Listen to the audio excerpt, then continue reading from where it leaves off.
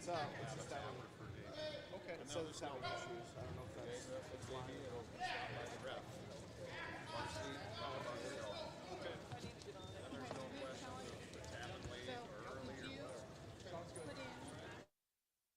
Yeah, let's try to. They already do this. What's that? Do we not? The only difference is don't worry about that. I would have gotten my 30-minute lunch to run errands. Like I needed to go home, let my dog out, take care of his pets, and just like pack my food. Like I needed to go home and like set lunch, but I couldn't do my lunch. Well, then I didn't get a lunch because there's nobody there. I can't leave the bank if nobody's there. We have to have. But I'm saying like we can't leave the bank unless there's more than 2 people in the building because you can't be left alone. So it's just you and the other lady? Who was that lady?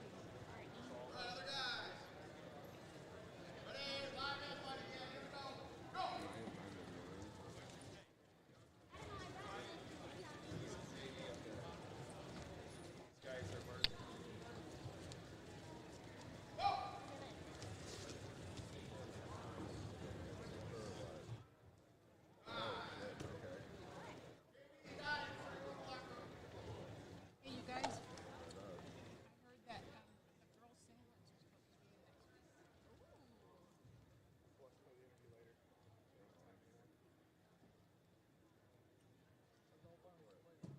Can I try that? You want a video backup for the first? My video was gonna sit here.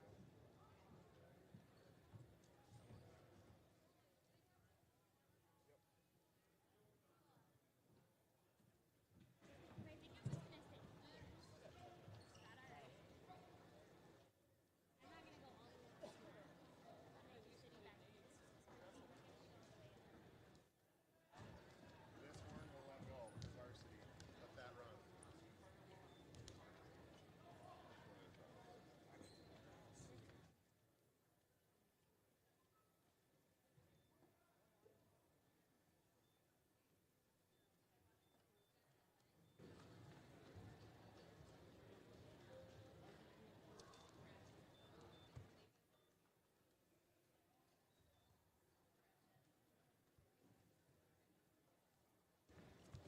Hungry and you're too busy to cook or don't want to cook? Go to Pizza Ranch in Jackson. It's their famous Buffet Your Way. Buffet Your Way is what makes Pizza Ranch famous. Check out their buffet food options including pizza, chicken, salads, sides, and desserts. Pizza Ranch in Jackson, a proud supporter of JCC Huskies sports. Warmka Towing of Jackson offers 24/7 towing, along with heavy-duty towing, winching, jump starts, tire changes, fuel deliveries, and door unlocks. Located across from Warmka Service Center. If you need your car, truck, semi, or heavy-duty equipment towed, look to Warmka Towing, 507-847-3292. Warmka Towing in Jackson. At Southwest Broadband, we want to wish our JCC Huskies good luck as they work hard and strive for greatness. As the area's provider for the fastest fiber optic connections of voice, video, and internet, we know what it takes to go the distance. Learn more at southwestbroadband.com and go support the JCC Huskies. Contact her today at 507-847-3440 or stop by their office in Jackson. American Family Insurance. Need a boost? Head to Smokin' Java in Jackson for the best coffee, espresso, baked goods, breakfast, and lunch. Proud supporters of the JCC Huskies and local sports. Smokin' Java, fueling the community one cup at a time. Follow on Facebook for specials. Buying or selling a home is a major life decision. Let the realtors at Stan Siebert Agency get you the best deal while making it a smooth process. If you are looking for real estate or appraisal needs, contact the Stan Siebert Agency in Lakefield, proud sponsor of Husky Sports. Start saving money and time by downloading the Sunshine Foods mobile app today. Make your shopping list and earn rewards on every visit, as well as free items and exclusive giveaways. Visit Sunshine Foods on Highway 71 in Jackson to start earning rewards today. Clausen Insurance Professionals is an independent agency located in downtown Jackson. Hi, this is Heather Clausen. Donna Dam and I will make sure you have the coverage you need when you need it. So stop by our office in downtown Jackson. Clausen Insurance Professionals, a proud Huskies sports sponsor. Where you bank does make a difference. This is Paul with the Farmers and Merchant State Bank of Alpha, member FDIC. When you invest your money in a community bank, it's reinvested in the community. Keep your money working locally and enjoy the benefits every day. Dr. Craig Newell and his staff with Newell Orthodontics of Spirit Lake, Worthington, and Wyndham are well-trained, highly skilled, and licensed to provide the best quality orthodontic care. Newell Orthodontics wishes the best of luck to all local athletes throughout the season. Ashley Schmidt at Focus Law Firm in Jackson is proud to support the JCC Huskies. At Focus Law, they know it takes tremendous focus and determination to compete at a high level. To learn more about Focus Law, visit the firm's website at focuslawfirm.com. Go Huskies!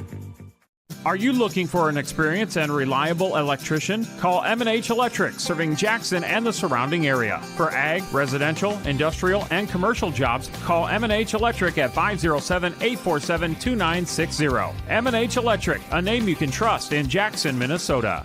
Ribs tickling your taste buds? Head to Smokin' Jake's in Arnold's Park for fall off the bone goodness. They not only smoke incredible ribs and meats, but their full menu offers something for everyone. Open daily for lunch and dinner, plus late night breakfast Thursdays to Saturdays. Smokin' Jake's, satisfied.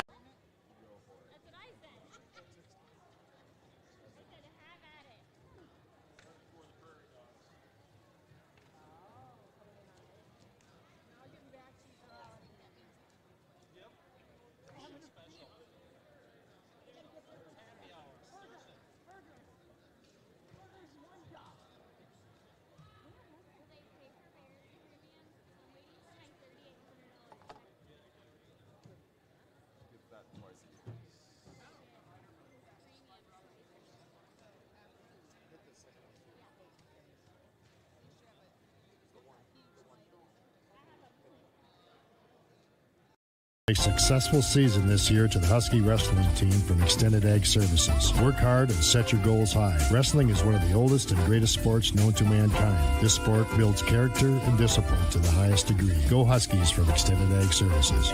Carlson and Butson Law proudly stands behind multiple state champions JCC Wrestling. Best of luck defending your title this season. With advanced instruction shaping collegiate-level athletes, JCC cultivates discipline and determination on and off the mat. Carlson and Butson Law stands behind Jackson County Central. Explore the opportunities waiting for you at Minnesota West Community and Technical College. We offer a network of 5 campuses and 2 dynamic learning centers. Each location offers specialized education tailored to its community's needs. Whether you're seeking technical training, transfer pathways, or a liberal arts degree, embrace flexibility with distance learning options, including PSEO. We are one college with endless possibilities. Check us out at mnwest.edu. It's our Sport Live video game of the week, a wrestling triangular featuring Jackson County Central visiting the Martin County Red Bulls along with New Ulm. And we caught up with Huskies head coach Nate Hansen. Here's our conversation about tonight. We can start with Jackson County Central in particular. Strong start at home, especially first couple matches that you got at home, but then there's been some individual activity as well. And so how is JCC doing in the early season so far? Yeah, I'm a strong start. You know, I think we lost our first 4 matches of the year, but you know, after that, I think we won every match that night in those 2 duels. So depending on your definition of start, it was pretty strong. Pipestone's tough down low, and they battled us pretty hard there. They got a lot of their good guys there, including a returning state champion, and the rest of those guys are probably ranked or should be if they're not. And, you know, we lost some of those matches. Caden Eller was close to teching the guy and got pinned and he made a mistake, and, you know, kind of learned from that. But other than that, home try against Pipestone and Blue Earth area was really good for us. A lot of good matches. A lot of guys, especially against Blue Earth area, got some of their first of the year for sure, and not very many varsity experience matches. So a lot of guys got some matches in there, and that was really good. And yeah, overall, those duels went really well. Like you said, it was a great start. And then we wrestled at Glencoe Silver Lake. I was pretty happy overall with our performance. Some of our best wrestlers, you know, met up with a couple of really tough wrestlers from Watertown Mayor, so we didn't have any champs, but at 121 and 127, both our guys ran into, you know, returning state champion University of Minnesota recruits, so, you know, they wrestled tough, and those guys are a little bit tougher than us right now, so, but we're working at it, and overall, I was really happy with all of our performances. We lost maybe only 1 or 2 matches, I thought, on Saturday that we should have probably won. But that usually happens when you wrestle 20-some, 30-some matches in a tournament. So I was really happy with our effort. I was really happy with the results, to be honest. even despite not having a champion. You know, we placed third behind New Ulm, who we'll see here tonight, and other than that, good night. That is a solid point. The very beginning of the home opener, obviously, you guys had a tough go to get kind of started against Pipestone, but once you got rolling, it was just a steamroller after that. And so what is that like, and how does that kind of build on itself to some extent in a night? You know, I'm sure it depends on opponent and stuff like that, but when you have momentum, it's got to be a good thing. Yeah, for sure. I think, you know, there were some matches in there that could have won either way, too, after we won a few pretty handily. I thought Carson Colander had like a real battle at 72. That match could have went either way. Ben Delene's match was really close, and you know he hung on, fought for that win there. So those are some really big wins for us, and I think momentum does play a little bit of a part in that. So individually for JCC, take us through the lineup and especially kind of some of the strengths and some of the things that these guys bring to the table as you go through a duel. At 107 pounds, we start out with Peyton Sorbel. Pretty tough kid. This is kind of first year on varsity, 8th grader. I 1-1 on Thursday night, and I placed 6th at Glencoe Silver Lake, and he's still learning quite a bit. I think mentally it was a long day, first time in a varsity tournament, and we lost to a guy we beat earlier in the tournament for 5th and 6th place. So, I mean, you don't like to see that. But for his first time out there and wrestling older kids, he did a good job. Matthias Leopold's a 7th grader at 114 pounds, and, you know, everything he does is a first time. It was his first time at Glencoe Silver Lake. It was his first time in a Husky singlet. Never wrestled a JV match, right into varsity, so he's experiencing a lot there, and I think he's going to be more and more reliable as he gets more and more experience. He's a really tough fighter. Got 4th at Glencoe Silver Lake, which is a pretty tough tournament. And, you know, we're looking for big things from Matthias this year. He's done a really good job, working really hard. And then at Caden Eller is kind of where our row of hammers starts, so to speak. He's 3rd in the state last year. Like I mentioned earlier, was up big against Pipestone, kind of made a mistake and lost that match. And then made the finals and lost to one of the Fredericks boys. And those guys are really, really tough, and we've wrestled them before. Caden's looking really good. He's going to be one of our leaders this year. And then goes right into Kyler Thier, also 3rd in the state, so not much of a letdown there. And for duels, that's really tough on teams because they can't move away from Kyler from Caden because they run into Kyler. And then you can't run away from Kyler because then you run into Isaac, who was also 3rd in the state. So you get 3 guys that were 3rd in the state right in a row in your dual lineup. Makes it pretty tough for guys to dodge anybody on the other team, so that's pretty good. And then if you try to get away from Isaac, you run right into Dallas. And Dallas, I think, you know, could have easily been a state place winner last year if he had a spot on the team and didn't get hurt and things like that. He's one of the best guys we got. He's off to a really, really, really good start. You know, we lost one match at Glencoe Silver Lake that I think we could have won if we'd have finished some more of our single shots. Overall, he's doing a really good job. I think he's something like 4 or 5-1. And then Braden Tuffison's at 145 pounds. He's a senior. He wrestled a lot for us last year, but this is kind of his first year as a full-time starter so far, and he's off to a good start. He's got a lot of experience in wrestling, and I think that's going to help us out a lot. 52 is going to be Ben Delene most of the time, but it's been kind of Ryan Fricke filling in with Delene. He's going to be in the All-Star Classic here this week and weekend, so he won't be wrestling on Thursday night against against New Ulm and Fairmont, Martin County West, but he'll be back after that, so he'll miss the Pizza Ranch and he'll miss this try, but he'll be back. And Ryan Fricke's doing a nice job. He's a sophomore. He's kind of filling in for Ben Delene right now, and he's got a bright future too. Got a big pin for us during the tournament and won a match against Blue Earth Area too the other night, so he's doing a really good job. Kale Entrikin's in at 160. Evan Bartholomew is out right now for a little bit, but Kale stepped in and done a really nice job. I think, 2-0 and at the try, and he finished 4th at Glencoe Silver Lake, which is a really tough tournament. So if he keeps putting up results like that, we're going to be just fine there. And the same thing can be said at 172 pounds with Carson Colander. He's been a starter off and on for us a bunch of times, but this year he's kind of settled in at 172 pounds for us. And again, 2-0 against Pipestone and Blue Earth Area. And then I believe a 5th place finish at Glencoe Silver Lake. So I think he went 2-2 there, or 3-2 maybe. That's a really good job at that tournament. That's really tough. Ryan Haley is one of our leaders as a captain. He's in at 189 pounds again this year. He was 189 pounds. We'll have to come back to that as we are on Explore Live Video here tonight in Fairmont, Minnesota. Fairmont High School, the place to be on our Explore Live Video Game of the Week. I'm Kempson Cross alongside Tim Stye, and we'll have Kerry Bralsma on later on as well. We're in Fairmont for this triangular, including the Martin County Red Bulls, and they're playing host to the Class 1A number 8 Jackson County Central Huskies and New Ulm Area Eagles. We will see New Ulm and JCC to start things off, and Tim Stye will take it from here. Yeah, looks like a big matchup early in the season here. Very good to have New Ulm over in Fairmont so we can get a good test early in the season for sure. Slight underdogs, I think, for JCC without Ben Deline and Evan Bartholomew. 107 pounds coming out here. I assume Peyton Sorbel and Chase Wilson. They did wrestle last weekend, and 6-18. Peyton Sorbel did lose to Chase Wilson in the Don Hall Invitational. Don Hall placements for Peyton were 6th place. Nice shot in deep. Ooh, couldn't quite finish there, and a good counter by Chase. Chase Williams, an 8th grader, showing pretty good strength there. Finishes his single for a 3-0 lead. It's going to be hard to get used to the takedown not being 2 points, and 3-0 lead and a quick escape for Peyton Sorbel, make it 3-1. See if he can finish a shot here. Was really deep on that first shot in for Peyton Sorbel. Just couldn't quite finish it. Kind of the nature of being young and first time on varsity here this year.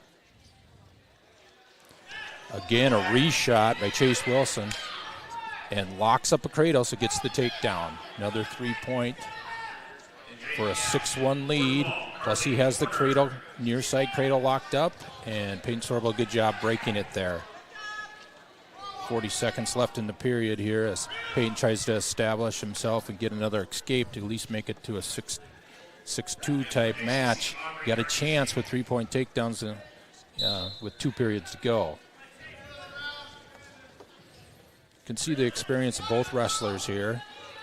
Young, first year on varsity, but you can tell that both have experience in wrestling by positioning here. 10 seconds to try and get away here. Big point here to end the period if you can get an escape. Nice job getting to his feet, but experience by Chase gets him back down, and the first period ends with a 6-1 lead for Chase Wilson. So we're just underway. JCC and New Ulm will lead off the night here. The Red Bulls will be in action later on as well. Peyton Sorbel's choice, and he goes down to start the second period. Did get a first period escape, hoping he can get away again here. Sits out nicely, but covered by Chase Wilson. Kind of controlling his hips. Parallel ride, really good hand control on top. Gonna have to try and work a pinning combination at some point.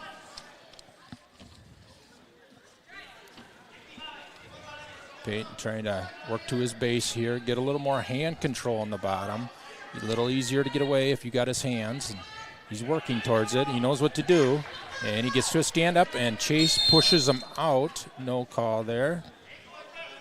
They'll usually give you the first one for free if he pushes them out again like that. They will warn you pretty quick these days for stalling, for trying to get somebody off the edge of the mat.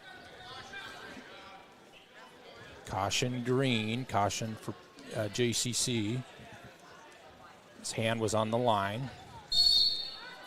Got to be over each line when you get set up in the bottom position.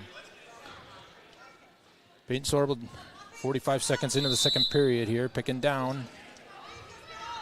Just needs a little more hand control. He's close to getting up several times here. Wrestled a very high-scoring match against each other just last Saturday, 6-18 final. Obviously must have had some turns in there. I did not see that live.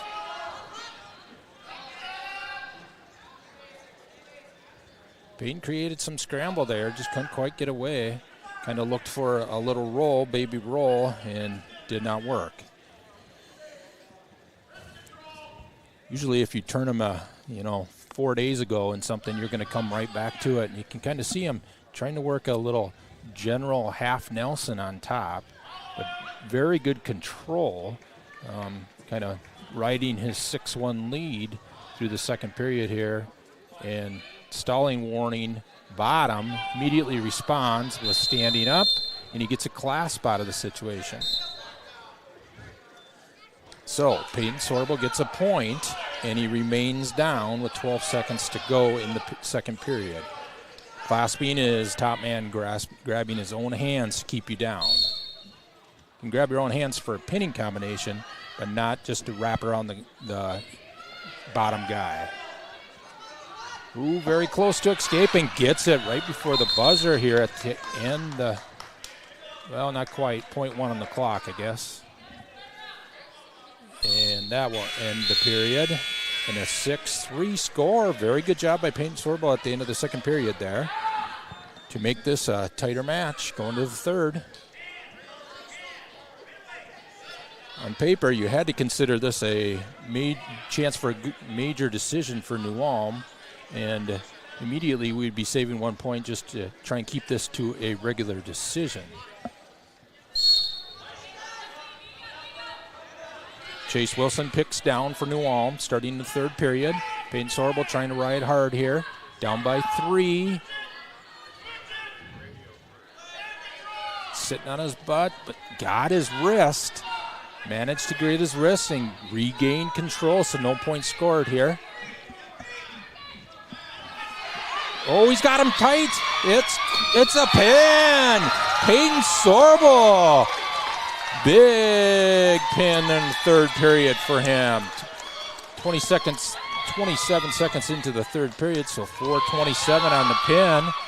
Very big 6 points right there. Peyton Sorbel gets the team out for a 6-0 lead, heading to 114 pounds.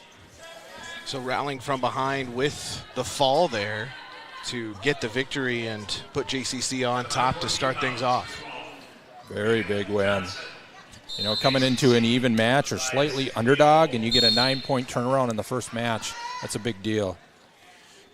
Coming out here for JCC, 7th grader Matthias Leopold against a veteran 10th grader Regan Johnson, ranked number 5 by Minnesota Wrestle.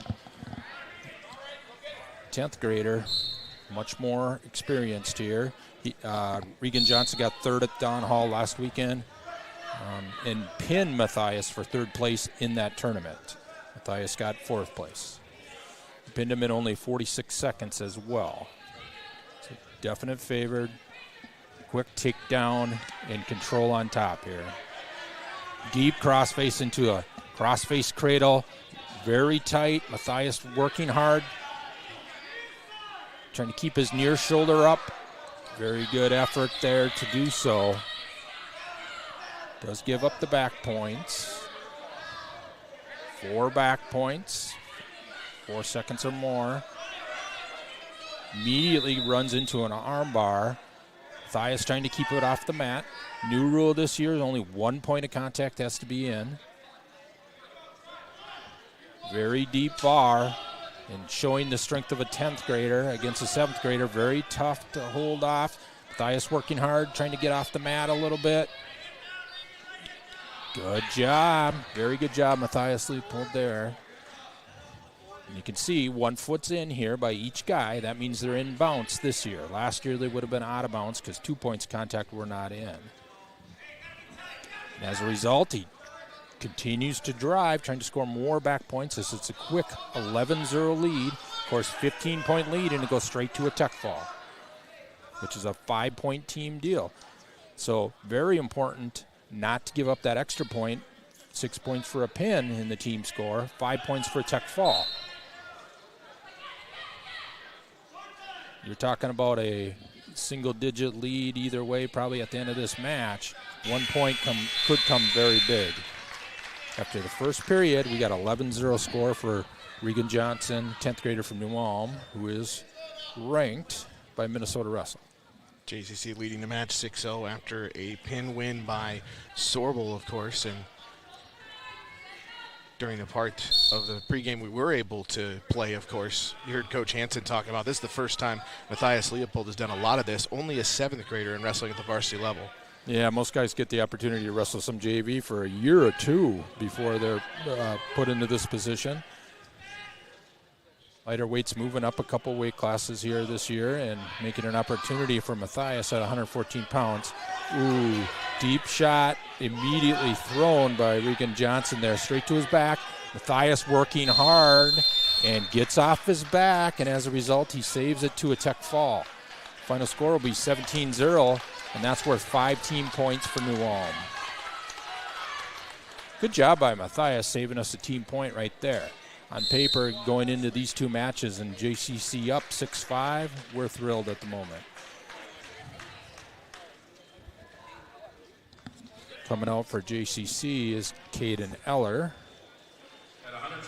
121 pounds. Started the year ranked number 1, fell to number 2 this week thanks to a 3-2 record, wrestling a defending state champion and almost getting a tech fall and getting pinned in the first match of the year. Dropped him to number 2.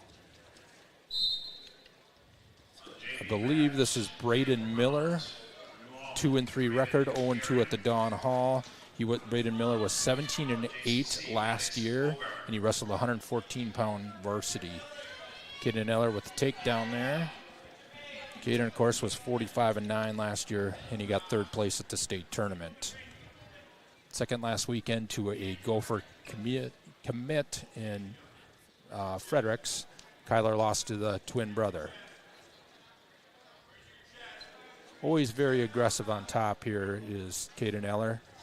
Immediately getting the arm behind the back, just not able. Experienced wrestler he's going against here, a junior. In junior strength, you can see it. Nice little quick switch there. And a deep arm bar off of it. Trying to sit up out of it. Good job by Caden. But immediately down to a leg to maintain the top position still. And a 1-point escape for Caden, up 4-2. Caden gave up the reversal, but got the 1-point escape. Currently lead 4-2 with 35 seconds left to go in the first period. Caden kind of taking the middle of the mat here, pushing him out a little bit. A snap down by Caden. Likes to use his strength in this position. Very tight front headlock at times.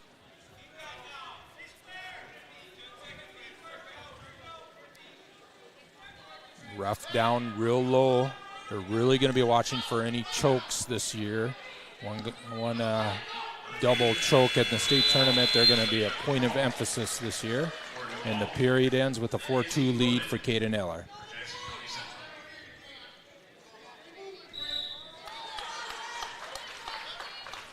Caden's down to start the second. And a quick stand up. Very good hip position and lift. Braden. And good hand control this time when he stands up to get the quick escape. 13 seconds into the period. Ooh, snatched a single there. Ooh, potentially dangerous at the knee. Had it very deep. Going to try and go back to that shot for sure. Establishing the center of the mat here. Very good job. Caden Eller's pushing him out. As a result, he's going to get a stall warning. Then snaps him down on the edge of the mat. Tries his dump. He's got him on his hip and covers. Yep, 3 takedown. Nice 8-2 lead all of a sudden. That's one thing this year. You're going to see points add up a lot quicker than you have in the past. 3-point takedowns, 4-point near falls. You can get a 7-point move pretty quickly in a match these days. He's got a cradle locked out. It is a false cradle with no crossface, but Caden's strong enough to pull that one off. He's getting back points at the moment. He's trying to snatch down that near shoulder. Hard to pin him in this, but boy, Caden's doing a good job. Oh, he's pushing that down, and he gets it. Caden Eller with the pin. Very good job there to come through after giving up a reversal. Continued to wrestle hard. Caden gets the pin for a 12-5 lead after 3 weights for JCC. A pair of pin wins by JCC so far, and then the tech fall by Johnson for New Ulm is the scoring. 12-5 JCC leading through the 3 weights, and now 127 up next.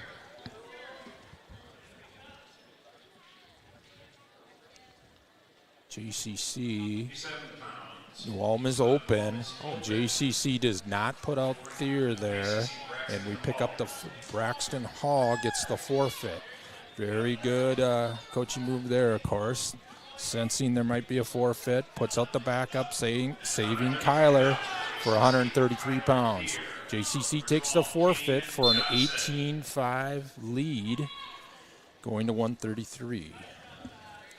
Kyler Thier, third in the state last year, ranked number 5 by the Guillotine, number 1 by Minnesota Wrestle, but that's at 114 pounds.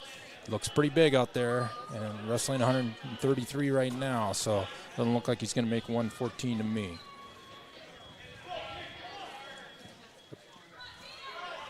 I believe that sure looks like a veteran. I'm pretty sure that's Kane Johnson. He's 6-0, and he's first at the Dawn Hall. Expect him to be ranked. He won the weight that Isaac was at. Isaac lost in the semifinals, and I believe this guy beat him in the finals. Unable to hear when they're checking in there and to verify who they're putting out for New Ulm. Definitely looks bigger than Kyler. Kyler shoots nice and hard, deep shot. Switching off to the single and Henson's command. Not quite big enough to finish it there.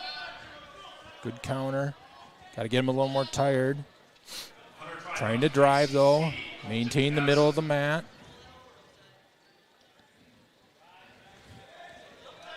.30 seconds left in the period. Kyler's initiated the action and stalemate call. Stalemate is both wrestlers kind of stuck. They get a restart and more chances for scoring rather than just being stuck in a position. Ooh, deep shot here. Kyler not bad in this position, has a lot of experience here at controlling hips. The old opposite turn into it. Kyler's keeping the leg, so it's not a takedown yet. Kane trying to lock up a cradle, then it would be points. And not enough time to score. Very veteran move there by Kyler Thier, holding on there, not letting up a takedown. Gets to the second period, tied at 0. Kane Johnson picks down, 10th grader. Soon to be ranked, I'll even say it.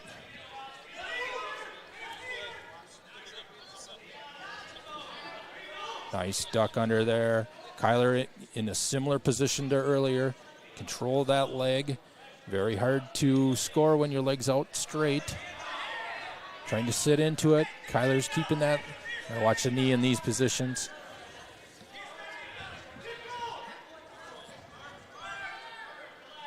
.28 seconds in here, and then about 20 of it has been on this scramble. Both grabbing ankles and potentially dangerous called. No change in position. Kyler remains on top.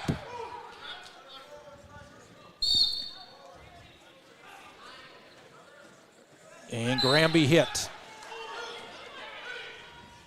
Reversal, and he's counting backs. Ooh.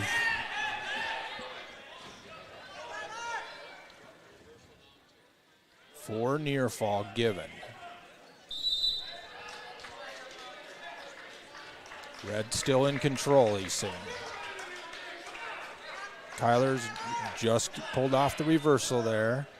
6-2. You can see the difference in length in this match. Just a little different size. I think ideally Kyler would probably wrestle 121 this year. Obviously, Caden Eller there at the moment. Maybe too big a cut to make 14. And here he's bumping up a weight, taking the forfeit with our backup, of course. And wrestling very well here with the experienced 10th grader.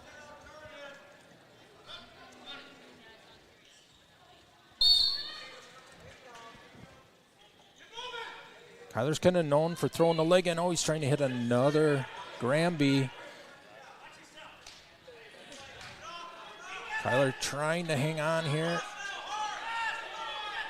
Still got control of that leg. That's why it's not reversal yet.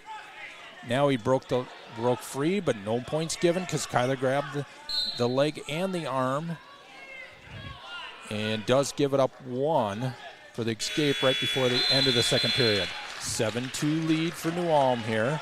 Third period, Kyler's choice immediately goes down without looking over. Obvious choice here. And 20 seconds on the clock, so they're going to have to try and stop them and get reset. So the 2 minutes, it went to 20. We're going to reset the clock to 1:55 and restart the third period. Little early season hiccups. There you go. I'll be working the table on Saturday, so I'm not going to say a thing about that. No. Yeah. Not at all. Not at all. We had our own. We got here a little bit late, but we got set up, and thank God we did. Kyler scooped a leg here. He's got inside position, but experienced wrestler on top. You can see it. He's pretty comfortable in this position, even though Kyler's got his ankle. He's not too concerned. Starts cranking on it and gets potentially dangerous. 1:29 remaining, down by 5. It's one thing with new scoring this year. It's actually hard to know exactly when you're still in the match. It's all new. It's going to be all new. 7-point moves are out there, so down by 5, you got to be right in it.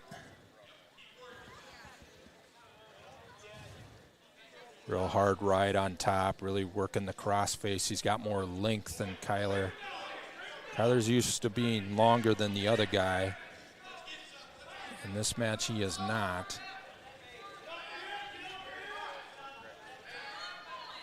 It's all about wrestling and getting better, and this is one of those matches that's going to make Kyler better for the future for sure. Tough, hard wrestler, giving up a little bit of size here.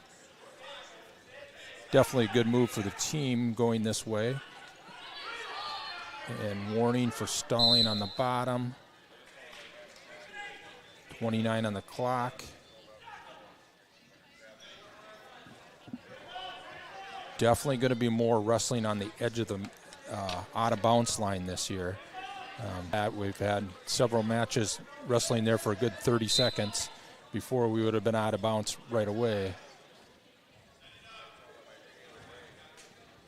And it's still down here. He's kind of gives a 3-point decision to New Ulm, and should be 8-18, headed to the next weight. That was after 133, so we're going to move to 139, assuming Isaac will bump up. Isaac Rodriguez, 5-1 on the year, 41-9 last year, third at Don Hall. So back and forth we go here. Elijah Reeser coming out for New Ulm, 139-pounder, 4-1 in the year, second at the Don Hall, and Isaac got third. They did not wrestle each other. They both lost to the same guy. Elijah was 38-14 last year. He got third in the Big South tournament and fifth in the section. Last year he pinned Ubi in the duel versus JCC. So Isaac is bumping up a weight here, so he will be giving up a little bit of size. Less experience there. Isaac would have been away about 3 times already. Very good top wrestler job. Almost passed straight up and down. Isaac's working hard, grabbing head, trying to stick him here from the bottom man.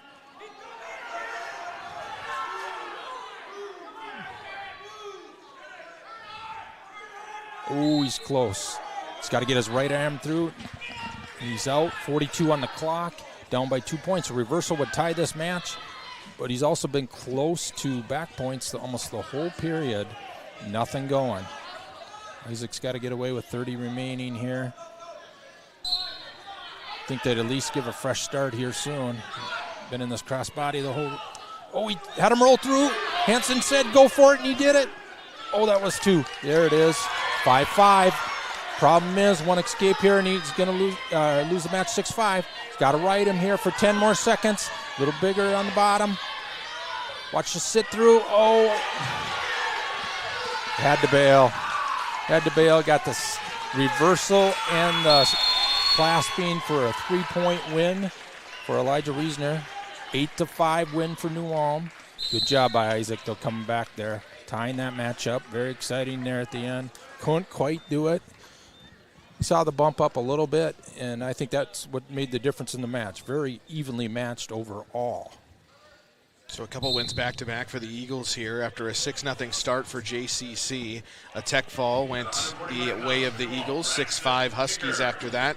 A 12-5 lead after Eller was able to get a pin, and then 18-5 after Hall was able to go in and get a forfeit, and then the last couple have gone for 3 points each for the Eagles. Yeah, team score 18-11 coming out here. At 145 pounds is Braxton Kecker, 5-1 on the year, second at the Don Hall. Wrestled 133 last year with a 13-21 record. Out for JCC, Dallas Gosselin again going up one weight class, 10th grader, 5-1 currently on the season. He got third at the Don Hall and 16-5 last year before he got hurt. Cradle locked up to get the 3-point takedown for Braxton. Trying to break that cradle. Trying to sit out, dangerous sit out in that situation because if it goes backwards, you're giving up back points. Good job by Dallas here. So far, ooh, not ideal for a bad back, I know that. Trying to break the grip. Dallas can break the grip, he'll probably get away.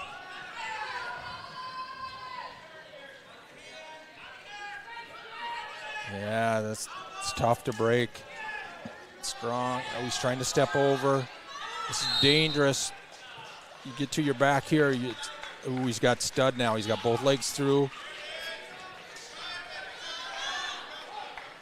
Very hard to stop once you get that. Good job by Dallas. 20 seconds on the clock. Doing a good job keeping it up.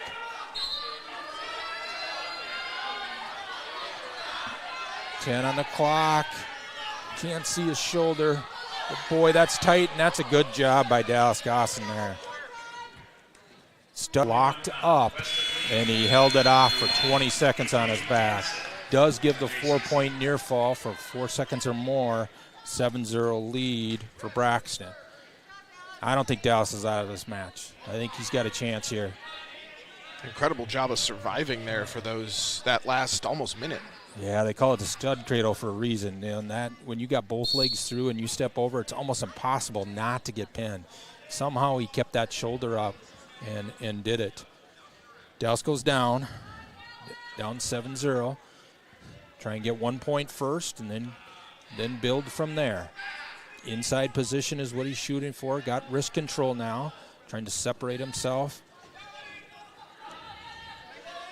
Good tough ride. Trying to get some hand control and then stand.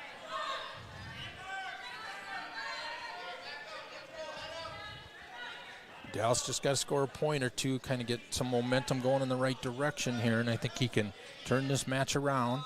Just needs that first initial separation. It's more just working for control on top, not really tried anything pinning-wise. And stalemate called. 1:03 on the second period here.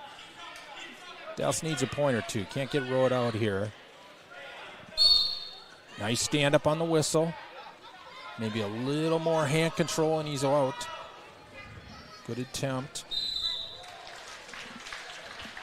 Now he's got his left hand kind of trapped. Weight just centrally. He's parallel ride the whole time. His hips are just directly on top. Pretty much the whole period here, keeping his weight on there. Dallas bumping up one weight. It's a little tougher if they let him ride parallel. Hyde Warren, the top guy, about now. He's trying to ride.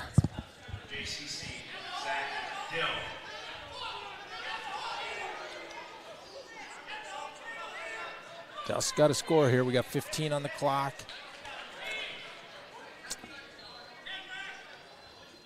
kind of got this half cradle look to him, and that's going to allow him. Ooh, quick turn at the end. 2 back points it is. 3 seconds for 3 points there. 3 near fall. Goes up 10-0. I don't know. I just got this feeling Dallas is going to do something here. He just never gives up here.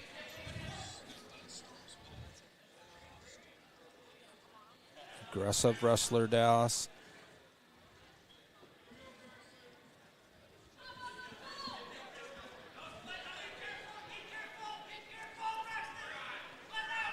You can tell that Braxton's got some experience down there. Immediately goes for hand control. Got Dallas's hands, making it hard for Dallas to work a pinning move, and called stalemate as a result. 30 seconds gone already in the third period. 1:30 left. Got to work a pinning combination when you're down 10-0, that's for sure. And they're still telling him to be careful over there, so you know that Dallas has it in him. Yeah, no, New Ulm's been around the block. They know Dallas was 16-5 before he got hurt last year, and well on his way to a very good season. They saw him last weekend too. Wrestled very well on the Don Hall, going 3-1 there.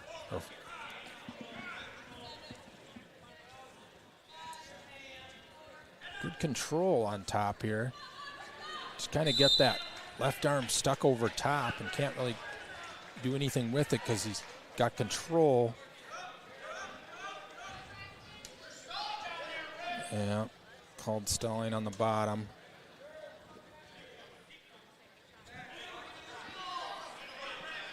Of course, it would be a major decision at this time. 8 to 14 points would be a major, which would be 4 team points for New Ulm if it ended right now. He's kind of got Dallas on his hip at the moment. Looks good stalemate, and it is called.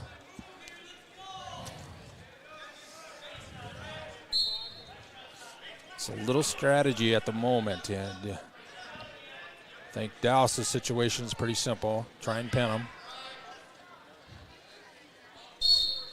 New Ulm, are they going to try and get 5 quick points? It looks like he's going to be content to be on the bottom. Kind of draped over top, and immediately same situation happens. Dallas throws the leg in, but he controls his arm. Hand control on the bottom the whole period. Never really been in doubt or in jeopardy of being turned because he's had hand control on the bottom. And the match ends with that 10-0 final score. 4 points for New Ulm on the team score. Especially with the back half of that first period and how that went. JCC fortunate not to give up a pin. And so Gosson with a good job of surviving either way to just not give the full 6. Yeah, very deep on that stud cradle. Very hard not to get pinned in that situation. He held it off. Did take a lot of energy, I think, out of Dallas a little bit there. Makes it a little tougher for the rest of the match, especially early in the year. Braden Tuffison coming out for JCC, 4-2 on the year, 3-22 last year, and 5th at the Don Hall this weekend. Do you know who this is for them? Caden Briggs? Should be Caden Briggs, yep. 5-3 in the year, 4th at the Don Hall. Wrestled 139 pounds last year, 10-25 last year, and he got an 8th in the sections. I do not believe, Braden was at 145, so I don't believe they would have wrestled last weekend, and I do not see that.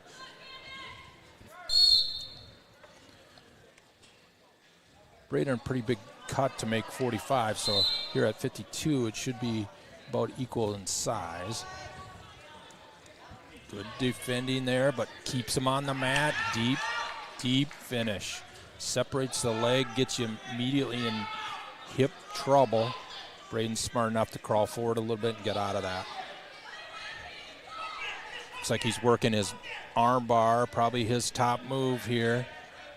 Braden, a good job there.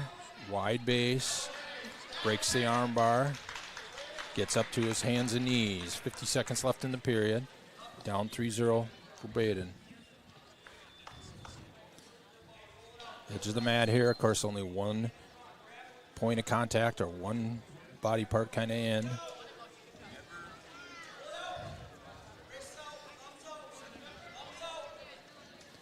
(18-15) lead yet. Tries his hip through. One. Oh, he's got to keep wrestling here. He's got a 1 count twice, but not 2 consecutive for no back points. See that you're going to be wrestling on the edge a lot more, a lot less out of bounds calls, so you can keep 1 foot in and kind of milk the rest of the period, and a lot less free starts. Can solve that by kind of calling stalemate a little more often. I think it will be the solution with time. JCC defers, and Caden Briggs picks both up.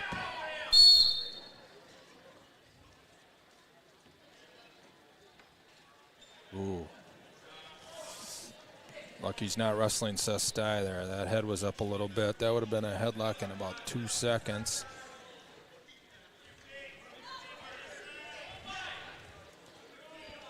Braden's got to set up his stuff here. He's got a decent shot, decent double if he can set it up. Kind of getting locked up with hand control. Maybe separation to hit that double. There we go. Now we got the separation. Now let's hit your stuff. Trying for the inside tie. Yeah, can't wait for him to shoot. Deep shot there for Caden Briggs. Immediately to split. And he's got him on his hip. And he pulls it down and getting back points. 6-0 lead plus the back points here. Working towards a pin. Tightens it up and goes back at it. Same move though. Ooh, it's tight now. And the pin. Caden Briggs at 152 pounds. New Ulm gets 6. Of course, this is where that would have been Ben Deline out there. He's at the All-Star football game. Next weight would be set up for a 160-pounder of Evan Bartholomew out with injury. So 2 captains of the JCC not wrestling here at 152 and 160. Definitely a factor in what you would expect the score to be. Yeah, in the middle part, New Ulm takes their first lead. Good opportunity for some younger kids to get to wrestle here. For instance, Cale Intrican has looked ready for varsity so far with his action and his current record of 4-2. He got 4th at the Dawn Hall last weekend. I believe he's wrestling Spencer Drill, who was 1-6, and he got 6th at the Dawn Hall. I did find these two did wrestle 2 years ago, and Cale pinned them at the Minnesota 9th grade league state tournament, I believe it was. Trying to find out who I wanted to say was the favorite in this, and I had to go back about 2 years, but I did find something. I was going to say that's why we have you doing wrestling this year with us, because you are willing to do all of that research. That one took me about 40 minutes, I think. I knew there had to be something. They just can't be JCC and New Ulm for too long and not have some history somewhere. Yeah. And I finally found it. And so you got to hope Cale can pull it off again when we're 2-man short, I would call it, in this duel, that we hope can get us momentum going in the right direction for the next few matches. Of course, 172, you'd have Wyatt Pollard ranked for New Ulm. He's about number 9 in the guillotine and 6 in Minnesota wrestle. So definite favorite at 72, probably over Carson Colander. So a little advantage New Ulm there. Well, Coach agreed with you when we talked previously. You said it might come down to Mike Hansen and that he's in the final slot. I think he's thinking, Hansen was thinking exactly the same as me, as we hope we're within 6 points and it gives us a chance for heavyweight. And so far, after 152, I had us down by 10 and we're down by 3. So we're on task to maintain that ability to bring it down to Big Mike and see if he can't pull it off. But of course, this is a very big match. Kind of semi-toss-up. Neither guy has a lot of experience here. And both sides looking for a pin their way. Kale with a nice duck under to get the 3 takedown in the first period here. Rides him out a little bit. Called it within action. If you ride him out, push him out for no reason, they will call that stalling. But he called it continuous action. Both of them had to get cleaned up momentarily, really going for that upper body and that shoulder control. Yeah, you can see the strength on Spencer Drill here. Definitely got the body for a 160-pounder. And very good hip control there. Gets the escape. 30 seconds, good time to get another takedown here and kind of take a larger lead or a more commanding lead. Ooh. Half shot, couldn't quite spin around there. Going for the Russian tie. Kale kind of likes to set up a shot. Strip down, very nice. That's kind of Kale's thing, that little Russian tie. And very aggressive, typical JCC. Immediately goes for a pin, but there's only 3 seconds left in this period. And rides it out nicely for a 6-1 lead. Good job for Kale.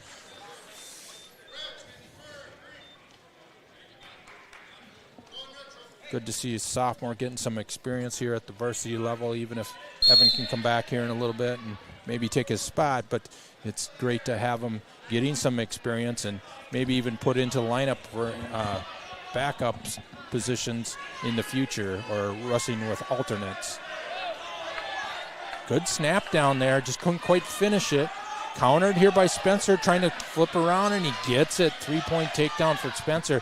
Now you can see his strength, and he immediately wants to go for an aggressive top ride here. Armbar faked, cross-face hard. That's why you don't want to give him a little window of hope that he's in control of this match. You want to stay on top and stay in control of your own thing. Good counter here, though, by Kale, trying to come to a stand-up, and he gets away. Good back and forth match here. Kale Inchkin with a 7-4 lead in the second period. Halfway through this match. It's going to come down to conditioning a little bit too. Guys don't have a lot of varsity experience. Deep shot and covers the legs nicely. Good job, Kale. 10-4 lead now. Hanson wants him. Yep, get that wrist back there. 45 seconds. He's going to pull straight across. He's going to thread the needle. He's going to try and go under the right armpit, grab that wrist, and bring him over on a half. Nope, he's going to go straight. Bring him over now. Oh, we need this pin. We need this pin. Come on, Kale. Settle in. You got 30. That's tight. It's done right there. Oh, that's tight. And there it is. Pin for Kale Inchikin. 24 seconds left in the second period. Big 6 points. Take that 24-21 lead after 160 pounds. My scorecard had us down by 4. Instead, we're ahead by 3. I had us losing 30-32, so we're on task, JCC fans. For JCC, Carson Colander. That is not Wyatt Pullard. No, that's Haynes. Dirk Haynes. Okay. Dirk Haynes, 0-2. Lost to Carson by a fall at the down hall. And they watched that match and thought, we got a chance. Let's bump up Pollard and use him against Ryan Haley and try and get a double win here. JCC's thinking, Carson, you go pin him again, and we think Ryan can beat Wyatt Pullard if he bumps up. And off the mat, very good counter by Carson not to give up 2 there. Carson's a smart kid. He knows this is not Wyatt Pullard. He's going to take out his offense here, his double leg, his power cradle.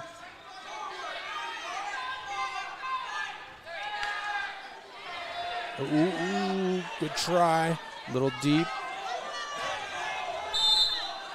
A lot of pressure. Carson's on his toes, putting his right shoulder right in the middle of his back there. Bread and butter of JCC's this front headlock situation. Close, just couldn't finish. Got to keep the right hand on the chin there and continue to go around.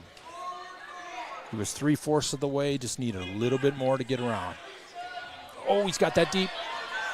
I bet he pinned him in that last weekend because, man, he went through it twice and almost got it.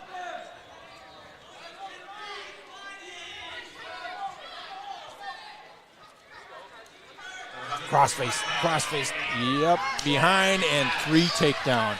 Good job, Carson. Hard crossface.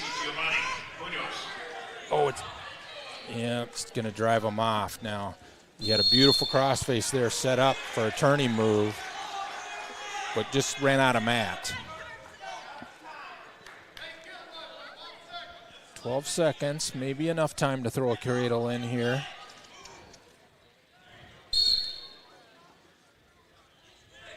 Gets the wrist, drives his hips down, very good cover there. Hard crossface. Not enough time for his cradle. But looks like he can set that up and use it again later. That crossface cradle looks like it will be there. Carson defers. Dirk Haynes is the 11th grader, just like Carson is. Dirk Haynes picks down. So they thought enough of Dirk. He was in the varsity bracket last weekend at Don Hall. Varsity level wrestler, and as a result, Wyatt Pollard's bumping up to 89. Nice hard crossface. Got to go for that cradle. He's got to come around, though. Oh, he just wrestles with Seth too much. It does the same problem. When he crossfaces, he can't let that be 3 inches above the elbow. That crossfade has to be at the elbow, and then you can pull it across better. Working the near arm bar.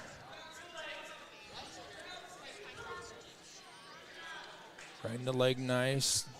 Toes in. And out. 112 in the second period.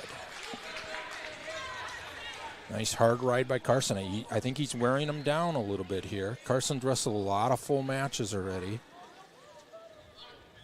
4-2 on the year. I think he's got 5 out of the 6 went the full length.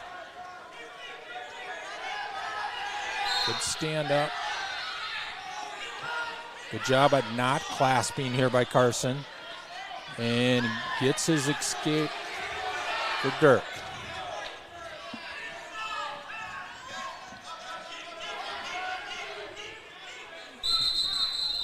This is where Carson's got to work his offense.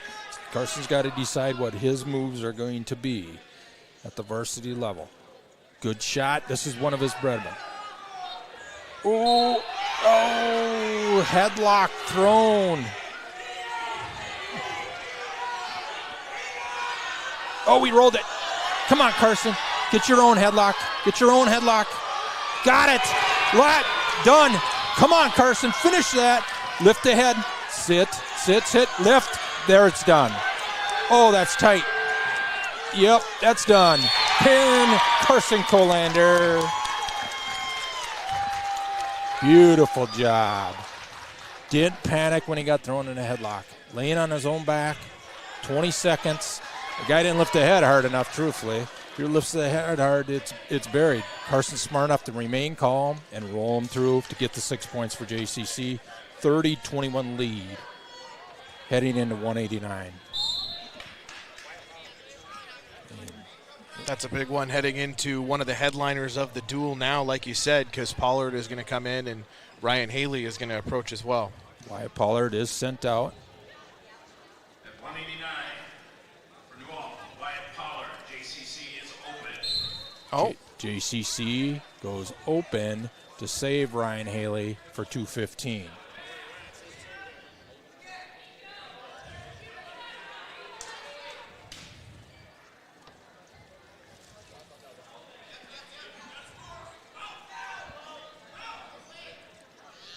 Lane route. Haley will come out and Ryan Haley, 189-pounder, wrestling 215. See who New Ulm sends out here. They have a couple options. Lane Ruck comes out. It's 4-2. Lane Ruck is 4-2 on the year, 4th at the Don Hall. He was a 152-pounder last year, was 30-19, got 4th in the sections. This is Lane Ruck is the kid Trey beat in the Big South crossover when he chipped his tooth. Trey beat him 4-2. Obviously a different body type than when he was at 152. Ryan Haley's 3-1 on the year, 33-14 last year. Got 2nd at the Don Hall at 189 pounds. Lane Ruck is not a 215-pounder either. He weighed in at 189. So Ryan is not giving up weight here, and a 3-point takedown for Ryan. 3-point lead for JCC with 2 weights remaining. Obviously, if Ryan gets a major or more, it would be over without a penalty point deduction. And they escape. 3-1 lead, Ryan Haley. I didn't think Lane Ruck would fill out the 189-pound weight class, but boy, he looks like a 189-pounder. I think he does not make 172. I was expecting he would double weigh in with Wyatt Pollard at 172, and that would be their team approach. Obviously, he looks more like a 189-pounder, or maybe even slightly bigger than Ryan, who wrestled 189 last year.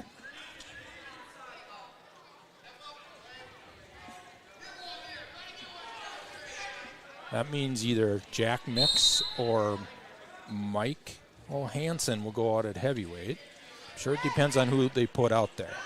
If they go Fredrickson, I think Jack Mix is out there. If they go big guy, oh, beautiful job by Ryan. Pin here would finish it. Pin here would finish it. Boy, just ran out of time. He had it locked. He knows he can do it again. That's what they're telling him right now.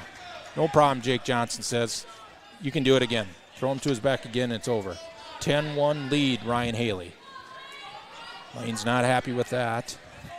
Quality wrestler, 30-19 last year at the varsity level. Wrestled varsity all year. Haley, one of the guys that got close to getting in as an individual to the state tournament last year, one of the guys that coach wanted more for and is capable of it, like you were just talking about. I'll say this, if he would have finished his cut to 172, he would have made it at 172 pounds. If Seth would have went 160 and Ryan would have gone 172, he would have made state at 172.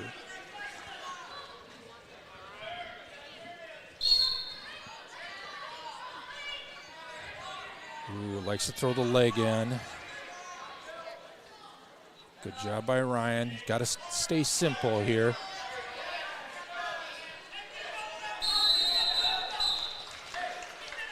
Knows he's got a good wrestler here. He can't get sloppy on the bottom. Got to take it one step at a time and try and get 1 point.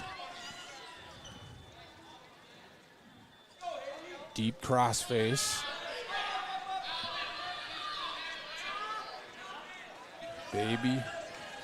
Baby step up.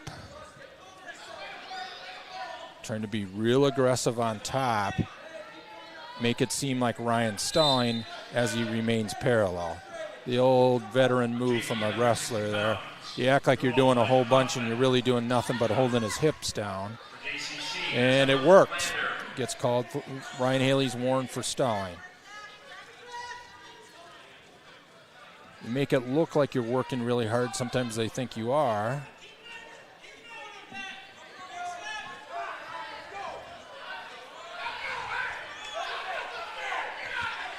Parents and Hansen want Ryan to work up a little bit, go for escape. Truthfully, a very good job by the top guy. Disagree with the call as he's totally riding parallel the whole time, keeping his hips down, and warns him again for stalling, so gives up a stalling point, does Ryan. It's about a first move here. He's got 15 seconds. He hits a quick stand-up, not get his hips down, he'll get away. If Lane can get his hips to the mat, it's going to continue the same way.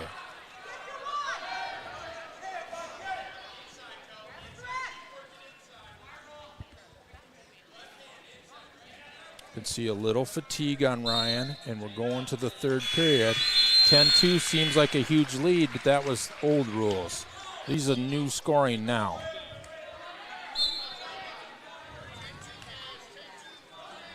One of the guys that's still sort of getting into wrestling shape as part of the football state championship was Haley.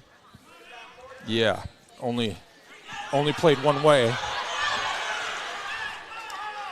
Quick reversal, 1:50 on the clock, and he's going to try and nail Ryan for about 3 stallings if he doesn't do much. Guy on top's made it look like the second period he worked his butt off, and as a result, in the ref's mind right now, Ryan's been staller and Lane's been the action guy. 6-point lead. He needs an escape or some kind of control from the bottom. And another stalling call is made. Somehow, Ryan's got to get to his feet. Wrist behind his back. I got a sign at home that says Ryan Haley is clutch. We need some clutch right here. 10-5 lead. Ooh, got the leg in on him. He's already got 2 stalling points. If he gets another stalling call, it would be a 2-point move for Lane. Ooh, don't roll into that. Oh, he just got to get an escape here. Acting like he's trying everything he can, but he remains parallel the whole time. Doesn't come out to the side. If he comes out to the side, Ryan will face him. No, disagree. The guy on top's remaining parallel the whole time. You make it look good, but you're not actually doing anything.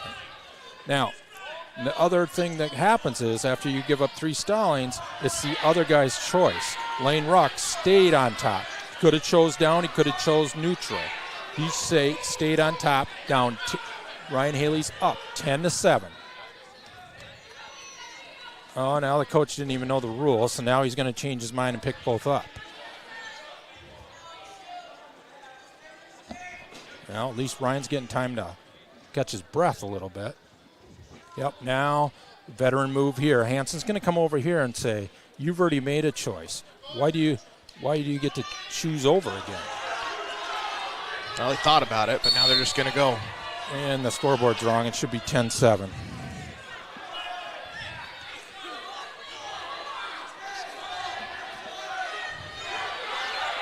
Ooh. Our scoreboard's right.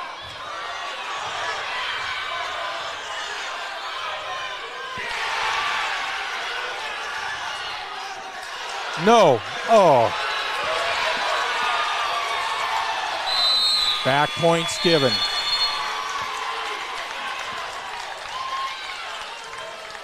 Wow. Yes. Thrown to his back late. That's what happens when you give up 4 stalling points. You make it real interesting real quick, especially when the top guy is remaining parallel the whole time. It's very hard to get away if your hips are pinned to the mat. You can't even get your hips up at all, and you can't create any separation.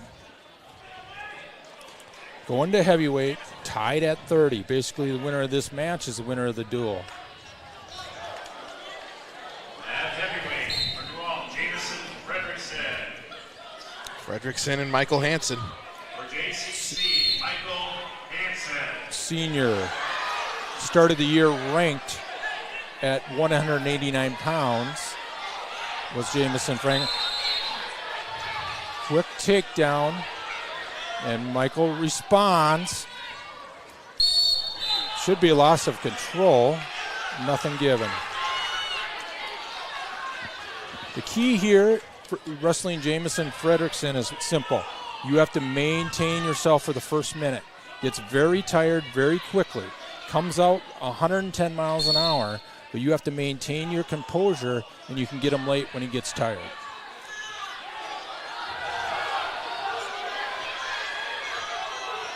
Michael tries to set up a roll, had it deep, just couldn't finish it. Good job. Very good job. Hand control from Mike's right hand. Trying to go a power half. Sets up his roll again. He's got it. He's got it. They're not giving it. They're not giving nothing. Stepped over it. Oh, deep shot. Pin Fredrickson. 36-30 final. Almost had Mikey's big time roll there for the pin, but stepped over the roll and got Mike's shoulders flat. So it did indeed come down to the heavyweight and the final match of the duel. It is the Eagles that emerge victorious 36-30. Started off with a Sorbo pin win over Wilson to make it 6-0. Then it was 6-5 after a tech fall win for Johnson for the Eagles. Eller gets a pin over Miller in the second period, makes it 12-5. 18-5 after a forfeit by the Eagles, so 18-5 was the JCC lead at that point, with Braxton Hill getting the win at 127. Johnson was able to get the decision against Thier at 133. It was Reiser taking it over Rodriguez to make it 18-11 at that point, and then Kiker comes in, gets it over Gosson at a decision at 10-0 as the final match score individually there. Briggs able to get a pin to put New Ulm out front for the first time at 21-18 over JCC. Entrican able to get the win over Drill, a second period pin there, 24-21. JCC went back out front. And then another pin for Colander, and that made it 30-21. And then that 9-point lead was as large as JCC would get it, as the last three went the Eagles' way. Pollard was able to get the forfeit at 189. Ruck takes it over Haley by decision, and that tied it at 30. Then Fredrickson most recently gets it over Hansen, 36-30 at the final, and it did indeed come down to the very end. The difference was New Ulm bumped up to cover their heavyweight. They made the move from 72 to bump Pollard up instead of wrestling against Colander. Colander came through and got his job done, but it did affect the end matches as a result. Completely different matchups than suspected maybe on paper, but New Ulm's going to do that several times this year, bump up from there, because they got a couple good guys at about 72 and 89. So the highly anticipated start of our night goes the Eagles' way. New Ulm able to get the win and move to 4-0 overall on the season. They have their section opener against the Red Bulls up next to host Martin County, as they are 2-0 coming into the night, and moving to 4-0, like we said, are the Eagles, and 2-0 on the road as well. In this building, JCC falls to 2-1, and they also drop it in the Big South Conference here to 1-1, and up to 1-0 go the Eagles on the conference side of things in the standings. So the Red Bulls are coming up next against the Eagles, as we look forward to bringing you that one between the Red Bulls and the Eagles. That's coming up a little bit, just moments away from right now, because New Ulm will take this same mat against the Red Bulls coming up next.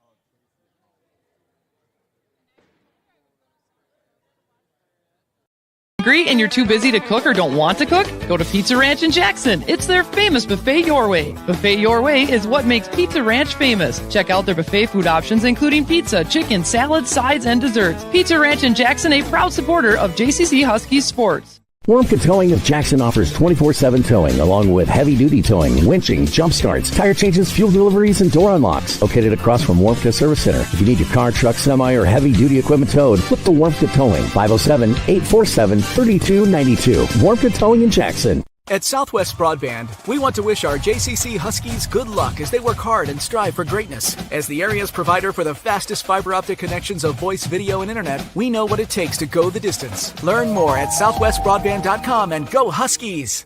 Terry Bargfried, your local American Family Insurance agent, is proud to support the JCC Huskies. Contact her today at 507-847-3440 or stop by their office in Jackson. American Family Insurance.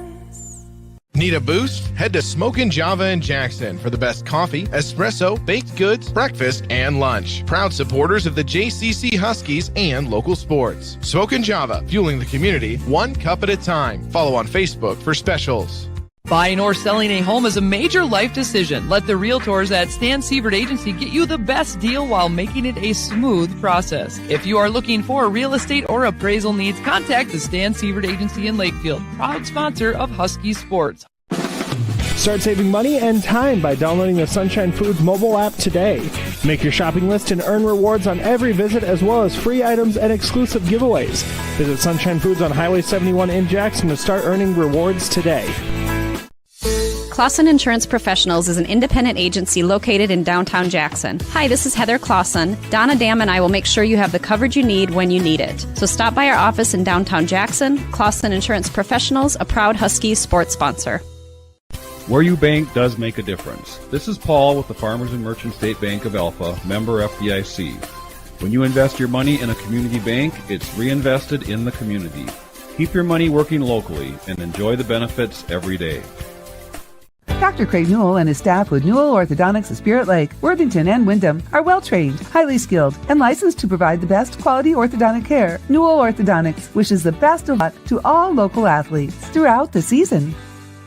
Ashley Schmidt at Focus Law Firm in Jackson is proud to support the JCC Huskies. At Focus Law, they know it takes tremendous focus and determination to compete at a high level. To learn more about Focus Law, visit the firm's website at focuslawfirm.com. Go Huskies!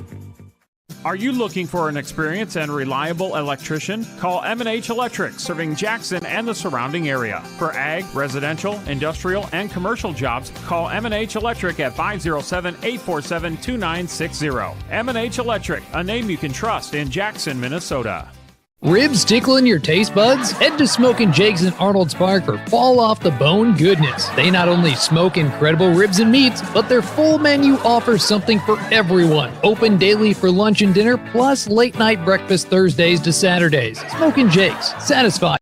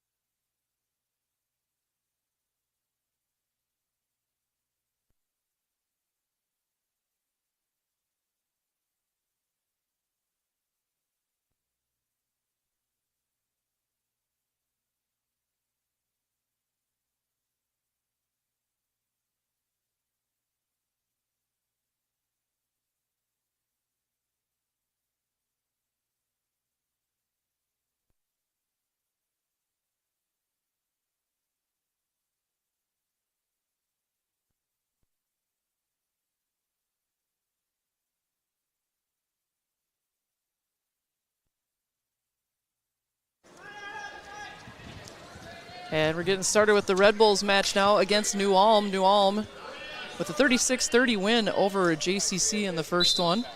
We have Adam Benson, and I missed the second person, Braden Miller. Braden Miller for New Ulm, 2-3 on 2-4 on the year after a loss in the JCC match. Take down, pulls him over in an arm bar here, little tight. Adam Denson, 0-2 on the year, 9th grader. And Red Bulls coming in at 2-0 on the season, winning their first 2 duels. Won the Dick Maher invite in Blue Earth area last weekend, and will be participating in the JCC Invitational this weekend. Yeah, a little Pizza Ranch. Yeah, a little Pizza Ranch Invitational. 4 near fall given for a 7-0 lead for Braden Miller. He was 17-8 last year at 114 pounds. Didn't get to wrestle every single match down there. Had a number of good guys at the bottom there. But, you know, junior against a less experienced 9th grader here. And Red Bulls gave up 12 points right away off the bat because they had open spots at 107 and 114, so we're at 121. And Coach Williamson said they're having a little bit of a tough time, whether it's trying to get kids up in those weights at the top. But eventually they'll hopefully get a couple kids to fill those 2 spots. Yeah, a few light 7th graders, I think. Just too light to go against the quality that New Ulm has there. That's a fun sport to be in when you're told you're not big enough to wrestle.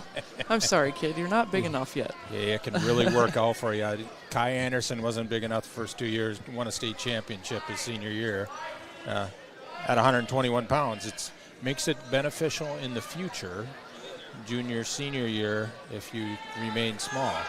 As I say, I'd rather be a little bit smaller and have to put on weight than have to cut it. As we come near the end of the first period. Ooh, that's a tight cradle. Oh, and does just get it. With half a second left. So New Ulm goes up 18-0 over Martin County Red Bulls in this first match for the Red Bulls. Second one for New Ulm, of course, winning the first one 36-30. I want to thank everybody for joining us on ExploreOkoboji.com. We'll do basically video only of wrestling this season.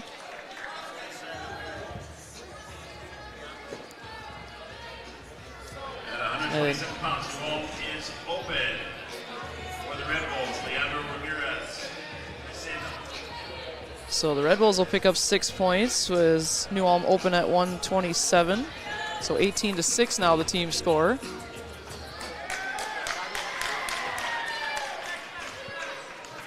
So we'll move to 133. Pierce Roman for the Red Bulls. 133 pounds for New Ulm, Kane Johnson. For the Red Bulls, Pierce Roman. This could be one of the best matches of the night. Kane Johnson, soon to be ranked 7-0. Very good job, a very good wrestler. Won the Don Hall against Pierce Roman, 5-0 on the year. Number 5 by Minnesota Wrestle, and number 4 by the Guillotine today.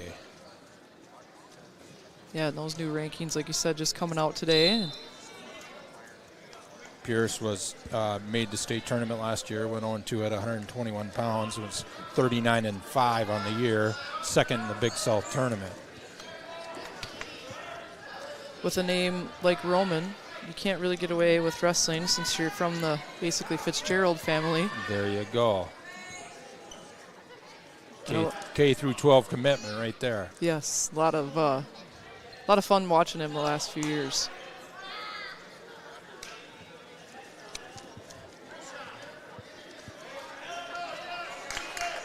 Of course, Kane Johnson's thinking here, I beat this kid, I'm ranked in the top 5 in the state, not only sneak into the rankings, but I can prove myself right here.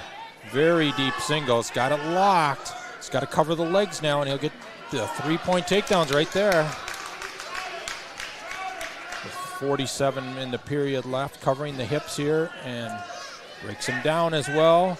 Scoop the leg.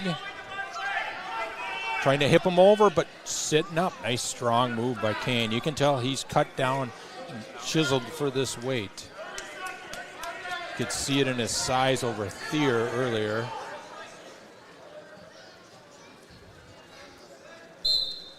I do not know the situation if Pierce will go down after Christmas here or not. I noticed he was ranked at 27.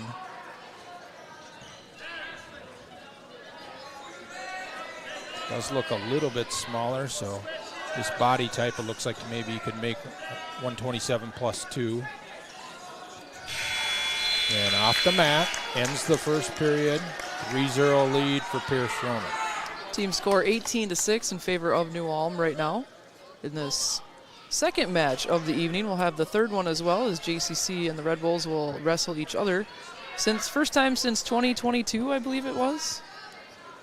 Is that correct? It's been a while. Yeah, that Big South Championship we've Oh yeah, that's right. We've done that a couple times too. Back-to-back years. Yep. I forgot about that part. Ooh, nice left and mat return there by Pierce Roman as we start the second period with Kane Johnson on the bottom. Very good action from the bottom, though. Tough right on top, and yet he's still trying to create some hip separation here. Baby stand-up, gets there, covers again. Gets the under, out of position a little bit. Oh, he's got to try and face him here. Pierce is following hard. Give up one, not two. There you go. Gives up the escape, and now he's got a neutral position. Pierce very good from both up. 3-1 lead, 1:15 left in the second period. Another takedown here for Pierce. He kind of can take a commanding lead in this match with two good wrestlers out there.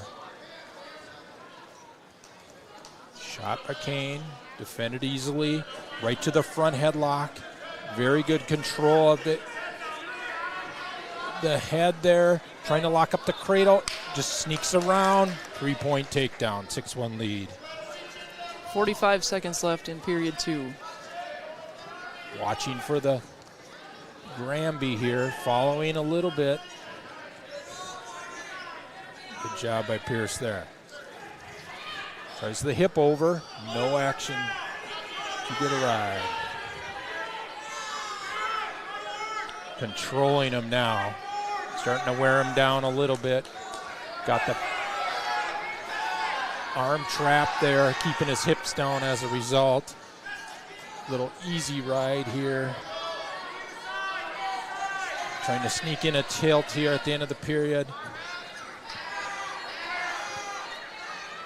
Either way, a very good ride for Pierce as the second period ends. 6-1 lead.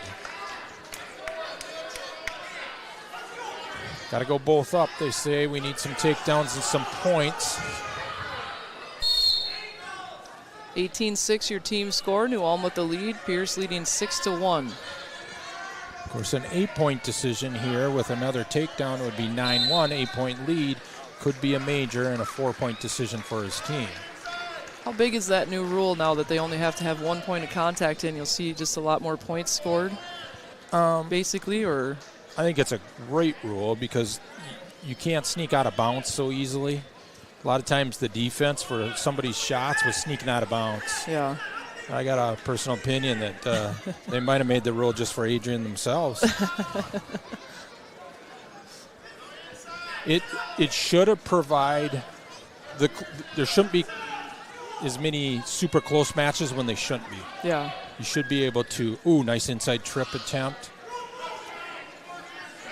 There should be a little more separation in situations where you're better than the other guy.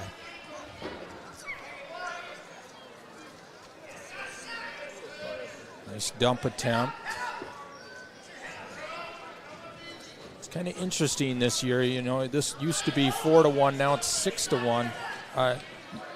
You don't even know how to kind of wrestle it yet. You don't know like how big a lead it really is. It's just got a different feel to it right now, and so you got to figure it out and wrestle through it a few times. I mean, does Pierce open up to try and get the major, or is he still just trying to get the win here? It's an interesting dynamic that's new this year. I think it's the one thing I like about watching wrestling so much is the strategy. In control the whole time against an undefeated wrestler. No problem there. Does only get the regular decision, though, for a 3-point victory. So 18-9 now in favor of New Ulm as we move to 139.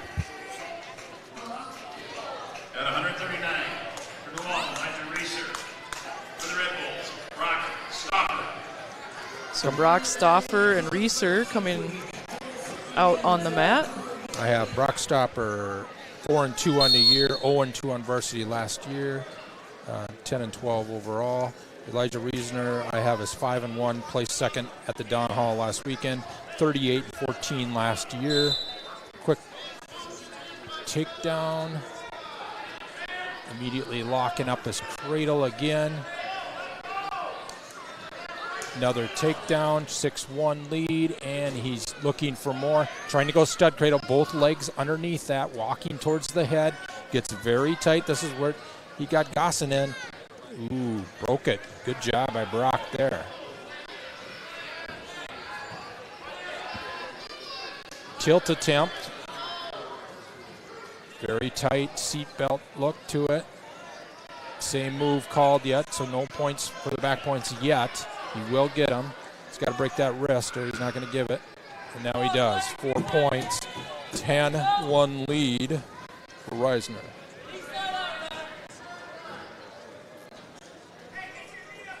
Very comfortable on his hip here, running these tilt situations. A seatbelt with the arm in the back. He's going for the 4 seconds. Boy, you can really rack up points these days. 4-second turns. 14-1, 40 seconds left to go. Gives him a cut, 14-2. 1 takedown here, and it's a tech fall. Does the New Ulm coach want a tech fall, or does he want him to try and pin him? Kind of giving those 3 forfeits at the beginning. He's probably thinking, we got this, so just go get your tech fall and get done. Caden Eller learned a lesson that 1 takedown away can mean you can still lose the match. Yeah. Good shot attempt here by Brock. Nice and deep, even working up from there. 1 point of contact. You can see his right hand still in, so that 1 contact gets the clock continue. So 18-9, your team score. New Ulm on top of the Red Bulls, 14-2. And we start in neutral here. Elijah Reisner 1 takedown away from getting a tech fall. Brock trying to make it a match again. Get a 7-point mood, you're right back in this thing. Nice duck under from Elijah. Takedown 2, 17-2 final with 3-point takedown. So 23-9 your score right now in favor of the New Ulm Eagles as we move to 145. Oh, now they're playing music. They weren't doing that before. Make it even harder to hear.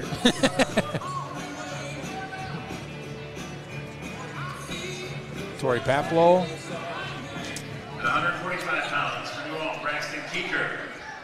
For the Red Bulls, Tori Paplow. And these two have wrestled each other a few times, I'm sure, through...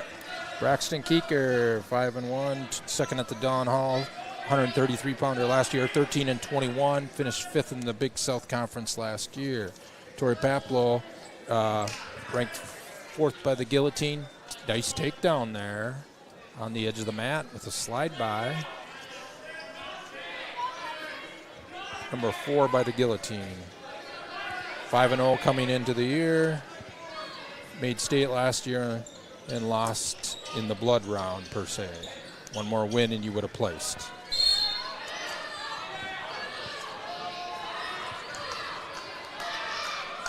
Minute 19 to go in period 1. Braxton not ranked, Tori is. I think he's the favorite. Let's see if I have any matchups last year. Beat Braxton Keeker last year 23-9 on 111-24. And he tech falled him on 224. So wrestled 2 matches. Ooh, nice move there. Little trip by. And nice job by Braxton. Strong kid there. Stuck straight on his back and arched off. Very good. Looked like Pablo had him almost in a position to get the fall, but nice defense by Keeker. Yeah, you could see his strength of bridging out of that. Yeah, you pin 80% of high schoolers in that. How deep that was and how tight it looked. Paplow up 5-3. Looking at the bench saying, can I cut him? They say sure. 5-4 lead now for Paplo. Another slide by attempt and almost got it. Braxton's move right there. You actually can kind of tell that they probably have wrestled before. Even though Braxton's the underdog here, he feels like he's got a chance. He knows how he wrestles. Oh, he's on his back. He should, yes. And 1 foot in.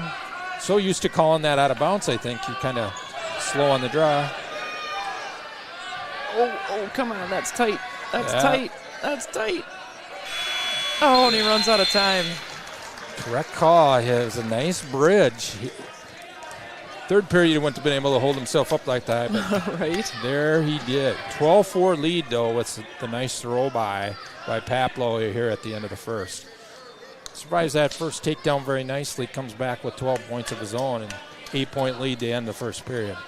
Completely different scoring system. You can see it early in the season. It's just the old system is blown away.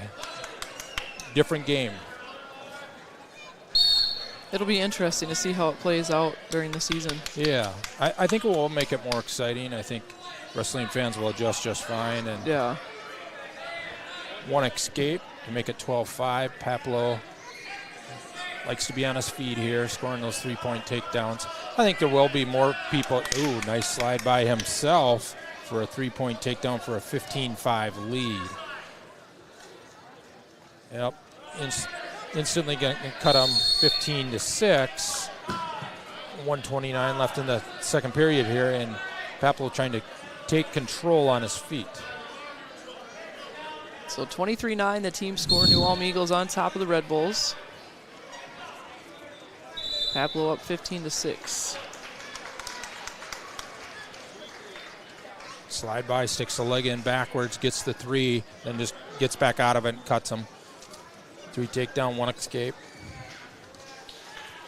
This is when you got to be paying attention as a scoreboard operator too. It changes fast. Little attempt at throw by, and he throws the leg in on the way by, keeps his toe in, and gets it. Takedown and back points. It's a whole new ball game. You only need 1 toe in too. He does give 3 near fall. 24-7, I think. Yep, 17-point lead means tech fall.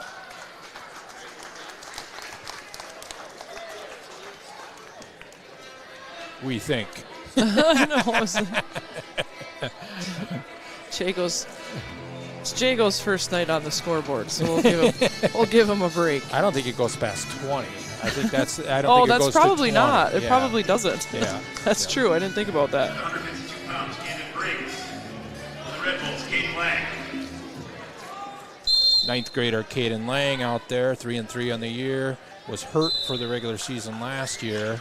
23-6 is a 7th grader on JV. This is Caden Briggs. He's a junior. He came in today 5-3, 4th at the Don Hall. Ooh, he clapped, but he did not raise his hand, and I think he hurt his shoulder.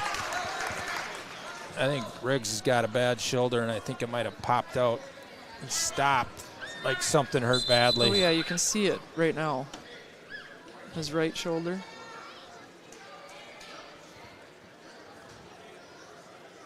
Or maybe it is his left. When you have a takedown and you stop like that, I mean, all you had to do was come up on him, and you could just see him stop. Yeah. That's the one thing.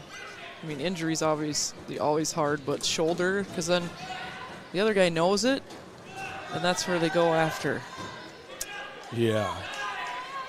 He didn't even have to go after it. Yeah, right? It just, he was trying to lock up his single. You can see the tape on his shoulder now underneath his shirt. Kinesio tape. So he's probably been dealing with it for a while, it seems like. 23-14, your team score. Red Bulls trailing. Caden Lang and Briggs out on the mat right now. Briggs with an injury timeout, and Lang up 3-0 with that takedown. And Lang, of course, another name within the Martin County Red Bull arena where you're most likely going to be a wrestler. Katie Lang.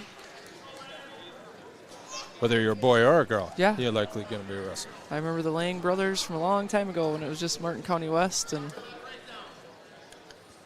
before they joined with Fairmont. And lots of history there for sure.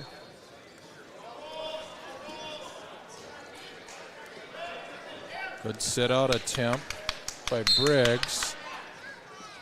You can see he's got some talent. Oh, nice head grab there. Grabs the leg as well. And good strength for a 9th grader from Caden Lang there. You can see his athleticism and his strength.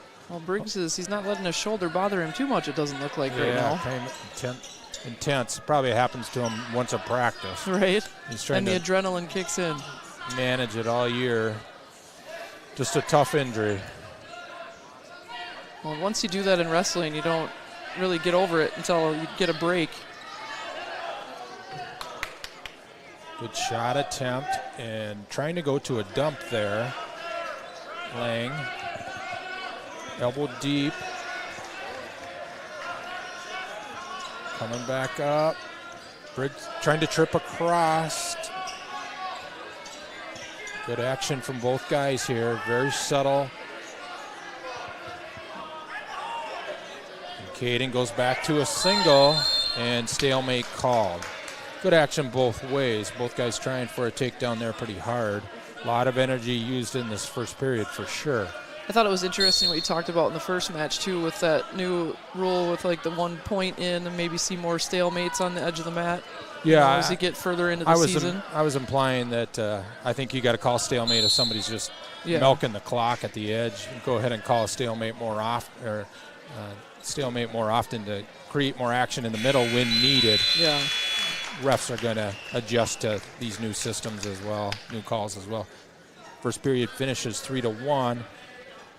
Martin County West choice, or Martin County's choice, picks down. Lane goes down, up 3-1. 23-14 the team score. Good stand up for the escape, 4-1 lead.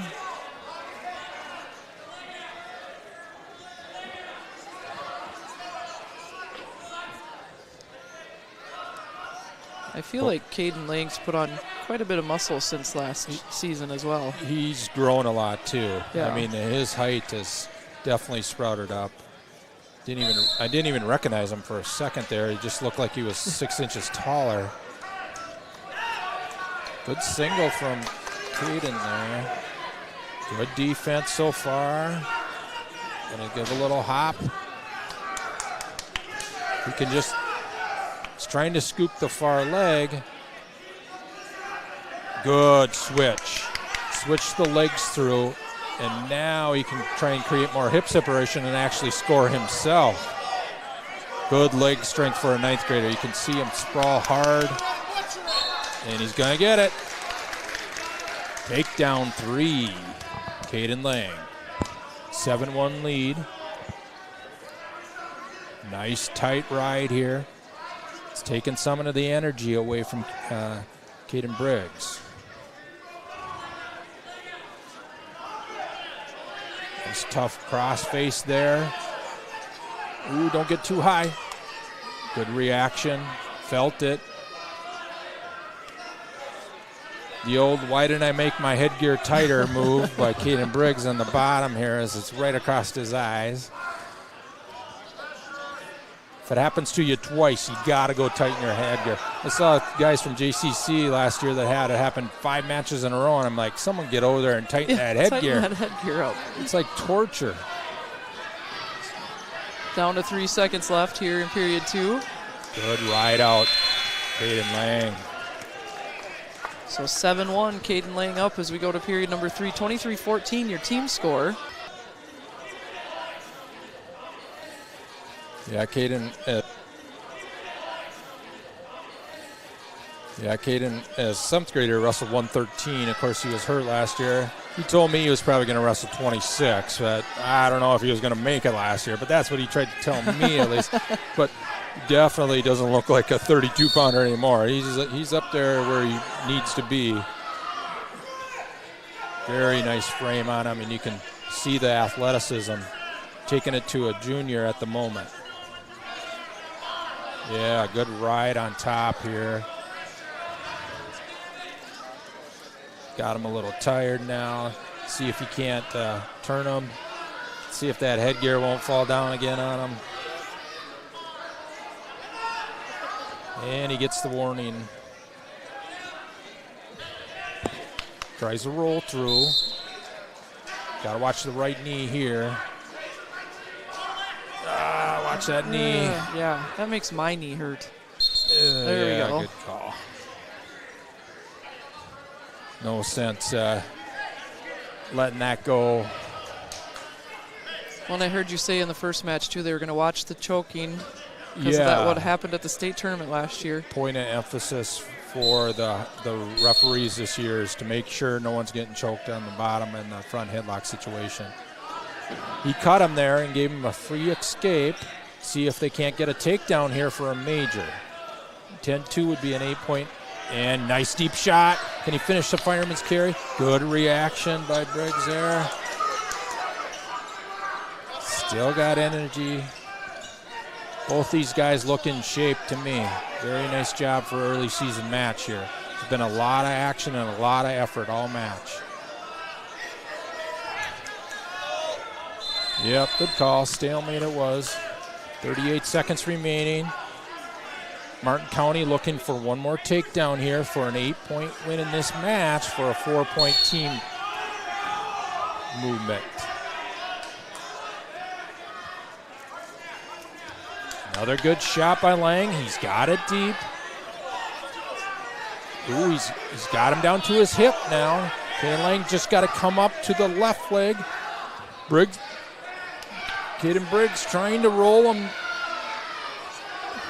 15 seconds. Get his head out. It should be 2. That right arm somehow has got to get. Nice job pushing that down.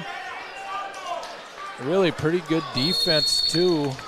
Stops it at .4. I don't know. Is it possible to get a takedown in .4? Oh, we'll see. I don't know. I doubt it. Nope. Oh, just don't take somebody's knee out. I know that. So Lang wins 7-2. Score now 23-17 in favor of the New Ulm Eagles. I want to thank everybody for watching along on Explore Okoboji Video. At 160 pounds, for New Ulm, Spencer Drill. For the Red Bulls, Maddox Faber. Okay, Maddox Faber coming out, 5-1 on the year. Second last weekend at the tournament. Spencer Drill came into the night 1-6, 6 at the Don Hall Invitational. Dick Mauer is where Martin County was. Good action here. Spencer Drill for New Ulm here. Not a lot of wins yet on the varsity level, but you can see his strength definitely coming through. Oh, nice counter. Maddox there gets the takedown for 3. I had Maddox as 4th in sections last year.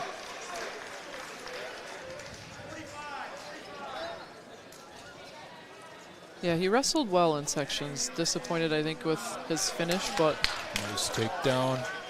One thing for Martin County or New Ulm's, your section 3AA, very deep section, very it's deep tough. section.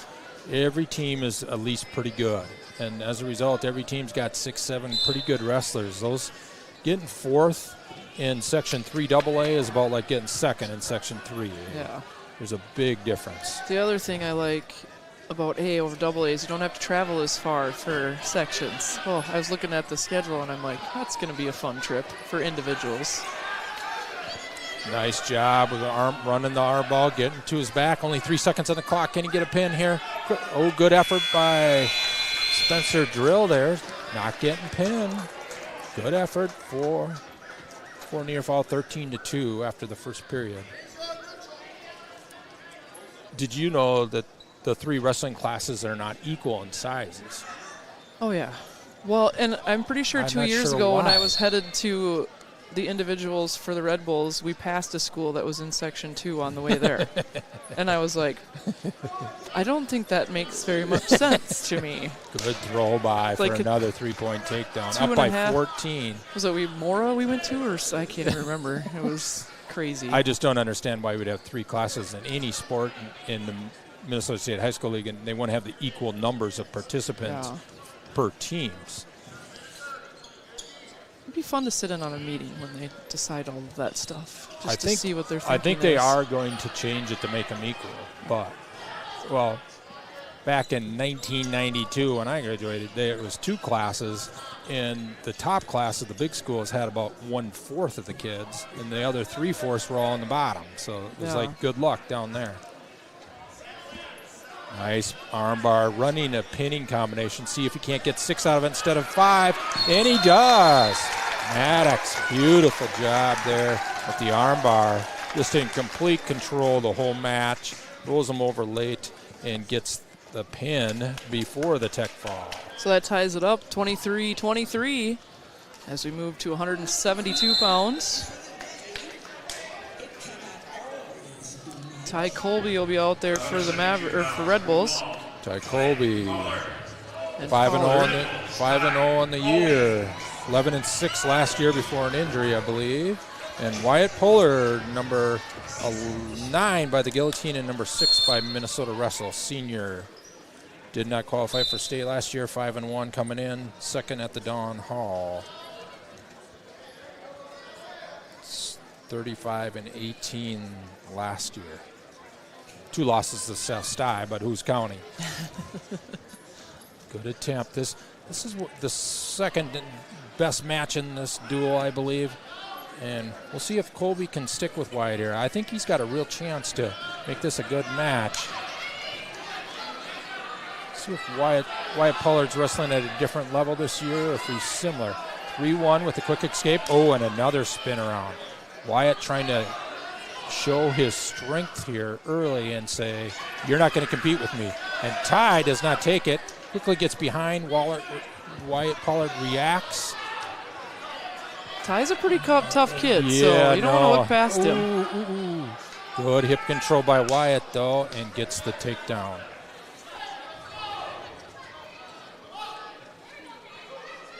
I could not find a matchup of these two before. Couldn't really place Ty. I think he moved here a few years ago, right? Yep, a couple years ago. I want to say, and I'll have to ask some of the people listening, I can't remember exactly where he's from. Good armbar attempt by Wyatt Pollard, but fought hard by Ty here. Ooh. Ah, la la la la.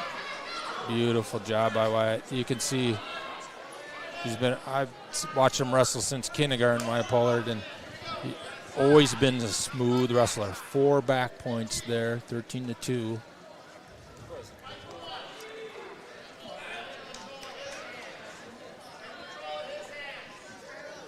Very confident. What you got to do to counter on Wyatt Pollard is to get him a little tired, and he loses some form in the past. So 13-2 the score in favor of Pollard. 23-23 the match is tied right now. We're in the 172-pound match. And Ty, or Martin County, picked both up here. My best position's both up, and I'm going to go take you down, is what he's saying. Potential for 7-point moves here on your feet as well.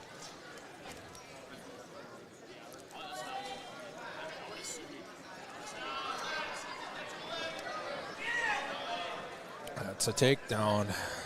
1 toe in is all you need now. 3-point takedown, 1-point escape. 16-3. Boy, it's a man. You know, there's probably not a huge separation in ability here, but the scoreboard is not indicating that. Ooh, takedown. You can see the confidence in Wyatt growing. Tech fall it is. 19-3 final in that match. So that makes it 28-23 in favor of New Ulm as we go to the 189-pound match.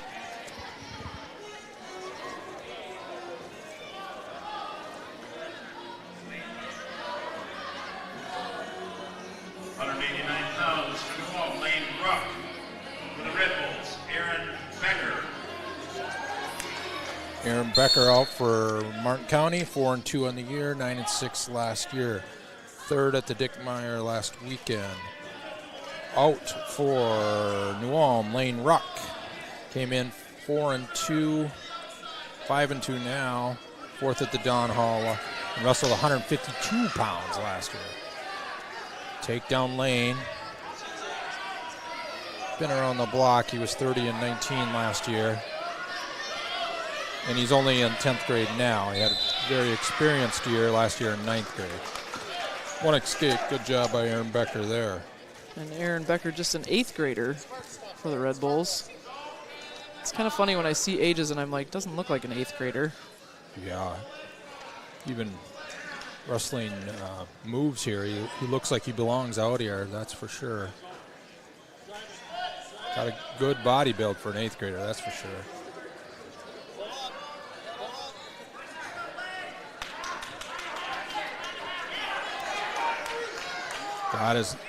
Lane Ruck got his left arm through, or he was going to give up 7 there real quick.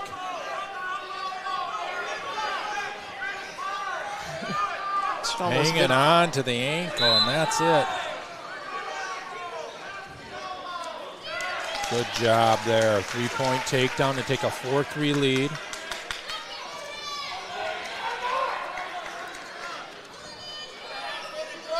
.25 seconds to go in period 1. Trying to stay off his hip there. Working a head lever, trying to get wrist control. Ride him out here. Maintain a lead. Switch attempt, and he follows nicely. Short time, can he ride him out? Yes, he does. Good job, Aaron Becker there. So 4-3 as we go to period 2. Martin County defers. 28-23 your team score. New Ulm Eagles in the lead. Lane Ruck, New Ulm goes down.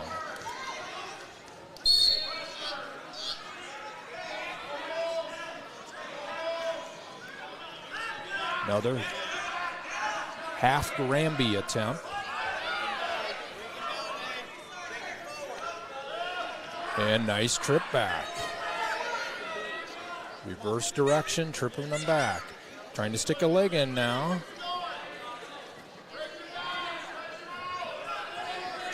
And gets them both in and gets his hips down.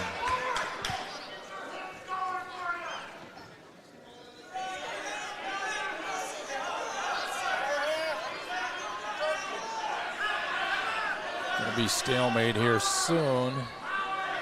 Good job by Rock, yeah. Yeah, that's tight. Yeah. Little too high. Went over the top. Lane Ruck's a veteran wrestler there. Grabbed the head and rolled him over. One of those, in the past, you probably could have got out of bounce there, but no chance when you can keep a toe in now. So 34-23 your team scores to go to 2:15. Hunter Johnson for the Red Bulls. At 2:15 for New Ulm, Jamison Fredrickson for the Red Bulls. And Jamison Fredrickson for New Ulm. Jamison is a senior, won the last match, so he's 4-3 during the year. Comes out hard every match. You got to withstand his pressure in the first 30 seconds. Ooh. Yep, that's what he does. He comes out intense. The old headlock is tight. Boy, he's fighting though. He's fighting.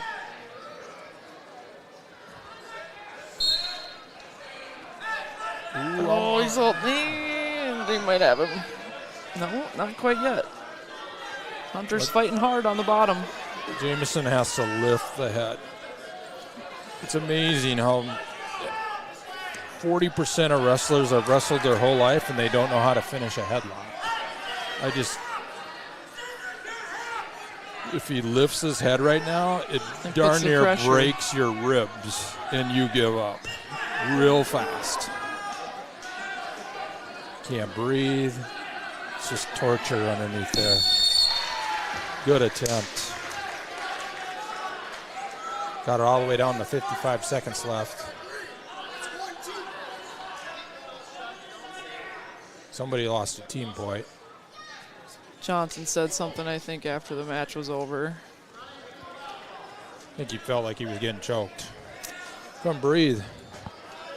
Not a good feeling for anybody, COPD or whatever. When you can't breathe, Yeah. it's not a good life. Not fun. No.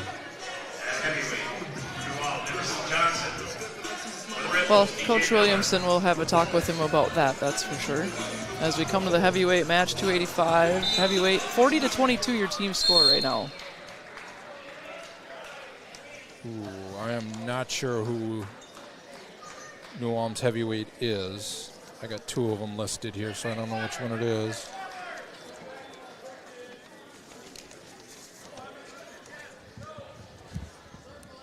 Pretty even match on paper here for these.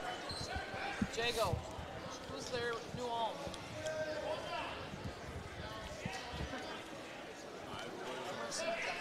Emerson Johnson.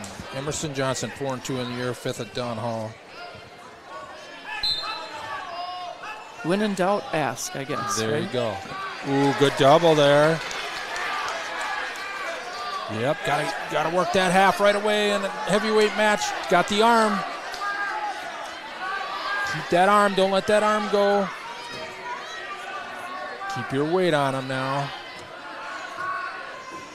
Long period, a minute left, just gotta keep that arm. Keep the pressure there. Ooh. Tuck it. Ooh. It's gonna get the 4 though for back or near fall points. It looked like. Yeah, good power. Ooh. Good job by Emerson on the bottom there to stand it. 7-0 lead though.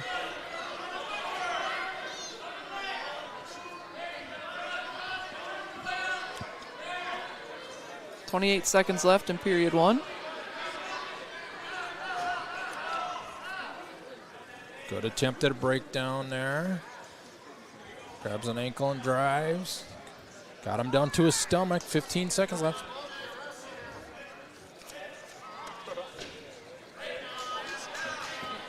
Gets him off his hip again. Good job after getting up 7-0 to ride him out here too. Kept this pressure on the whole time. Had to get him a little tired doing that.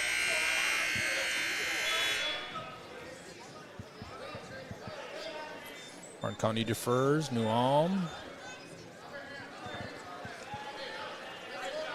He goes down. Got to look out for a roll in any heavyweight match.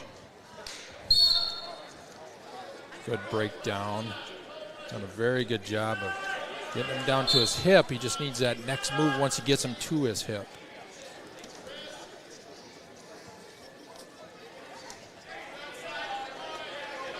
Working the power half. Emerson knows it's coming, so he looks away and gets the wrist.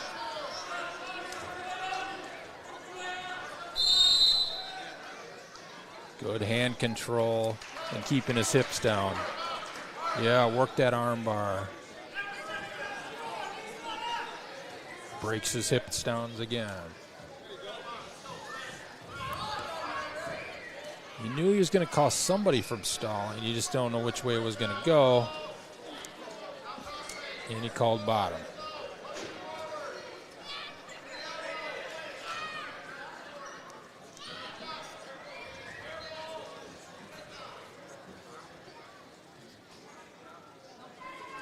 He's going to have to go for a pinning attempt pretty aggressively out to the side, or he'll actually warn the top guy here coming up. Down to 45 seconds left in period 2. Good job. Now he's got that arm bar. Now a real threat at turning him. Yep. Beautiful job. Just got to keep it across the back. Yep. Push that forward. Getting back points. Tried to roll. There it is. Oh. Beautiful attempt by Emerson to roll through there and almost got it, but slapped the mat first. That'll make it a final. So 40-28, your final score. New Ulm goes 2-0 on the evening. And we'll have one more match coming up between the Red Bulls and the Huskies. I think that was my first time doing play-by-play wrestling because we had to, and all my guys that helped me were on vacation. And it was up in Trimont, and they're like, and it was the Big South Conference Championship, and I was like, well, we can't not do it. Yeah. So I'm like, all right, well, sink or swim. But that was a lot of fun. So that was about, I think that was 2022, 23? Yeah, I was on a cruise that day. I remember the match. I was very disappointed I didn't get to be there for that match. First time they ever wrestled up in Trimont, too, which was interesting. But good small gym atmosphere. Yeah, there? it was great. It was, the bleachers were full. It was loud. It was a great wrestling atmosphere that night, so it was a lot of fun. So the Red Bulls and the Huskies will be coming up next. Thanks for tuning in on Explore Okoboji. Live video will come back for that match in a few minutes. State Bank is proud to support the students in our area communities. We believe our relationship with our customers is the most important part of banking. Making you feel welcome is our goal. We look forward to helping you with that need. Banking on a first-name basis. Welcome State Bank. Member FDIC. Check out the lunch and dinner specials at the Red Carpet on Main Street in Sherburne. They have daily specials Monday through Saturday. Meet your friends and enjoy the fun atmosphere at the Sherburne Red Carpet. Stop by Sherburne Red Carpet for lunch, dinner, off-sale pull tabs, and e-tabs. It's a good time at the Sherburne Red Carpet.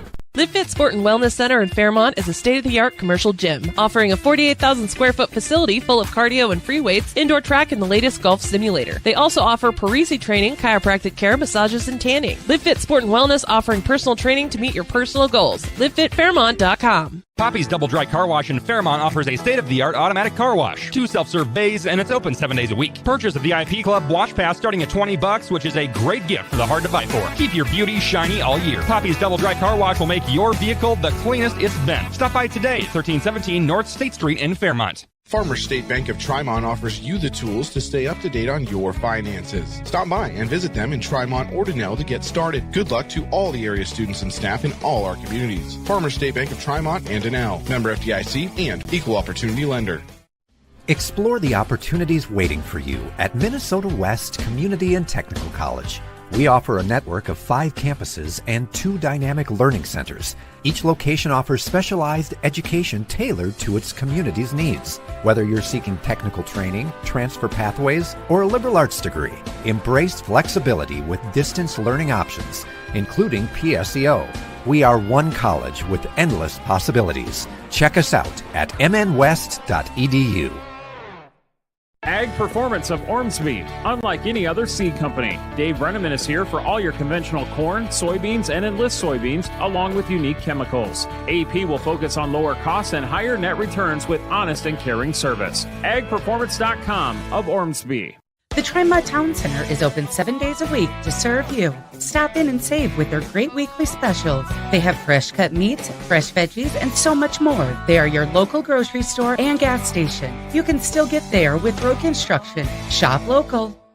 When you think insurance, think of the staff at Borkart Agency of Fairmont and welcome. You'll have peace of mind knowing they have you covered. Borkart Agency wishes all area students the best with all school activities. Borkart Agency, specializing in auto, home, business, and farm insurance. Representing Fairmont Farmers Mutual and Grinnell Mutual Insurance. Martin County West Booster Club is here to support all extracurricular activities. The Martin County West Booster Club is proud of our students and staff and wish everyone the best throughout the 2023-2024 school year. Work hard and pursue your dreams. Please join the Booster Club and give back to our area activities. Wishing the best.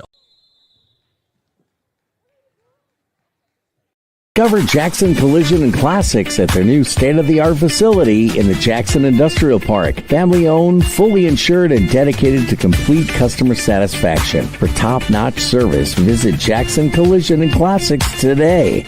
Come on out and enjoy the scrumptious goodies at A&W Restaurant in Mountain Lake. Burger baskets, amazing root beer floats, coney dogs, ice cream treats, and more. A&W Restaurant proudly supports local sports. Download the A&W app and order online or drive through to pick your order up. Tammy's on the Ave and Gerhardt's Catering want to wish area students and staff the very best. Work hard and have pride in our communities. Looking for an experienced caterer? Tammy's on the Ave and Gerhardt's Catering has over 30 years of experience. Look to them for any size catering. Trust in Gerhardt's Catering for all your catering needs. Contact them at tammysontheave.com. When you work with New Way K&H Cooperative, you have a dedicated advocate by your side. They're committed to you in providing answers on market fluctuations, best practices, technology trends, insights, and other variables that affect your profitability. Partner with New Way K&H Cooperative and have confidence in the decisions you make with your operations. Learn more at newway-knh.com.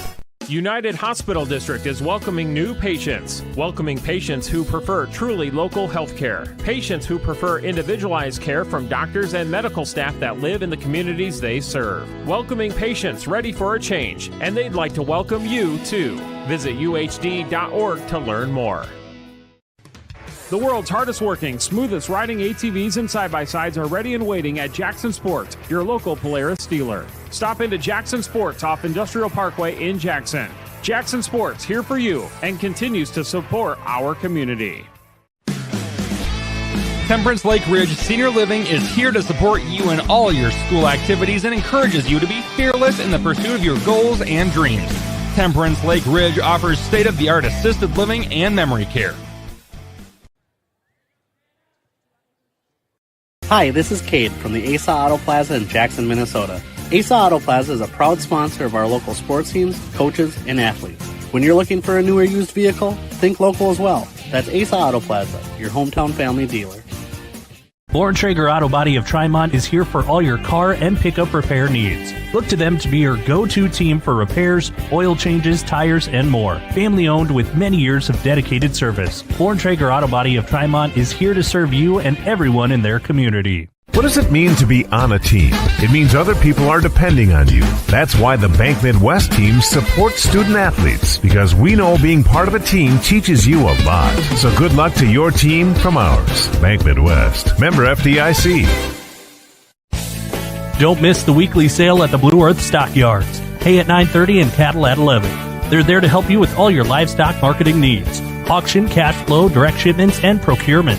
Blue Earth Stockyards, family owned and operated. Thermer's Plumbing and Heating in Jackson, your local Root dealer, supports area students in and out of the classroom. Stay warm in the winter and cool in the summer with a Root HVAC system from Thermer's Plumbing and Heating in Jackson. A team you can count on. Go Mavericks!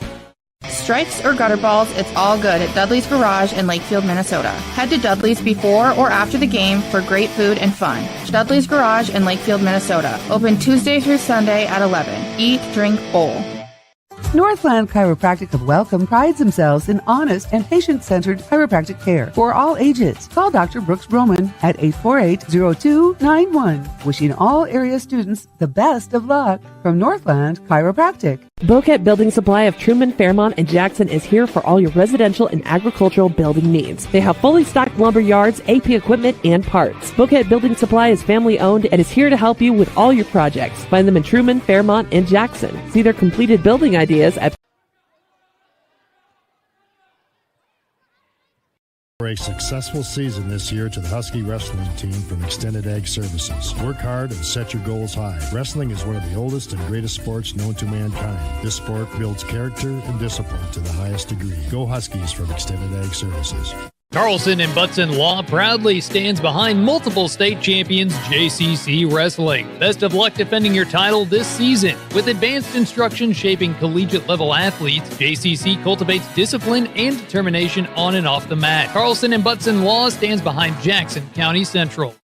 Explore the opportunities waiting for you at Minnesota West Community and Technical College.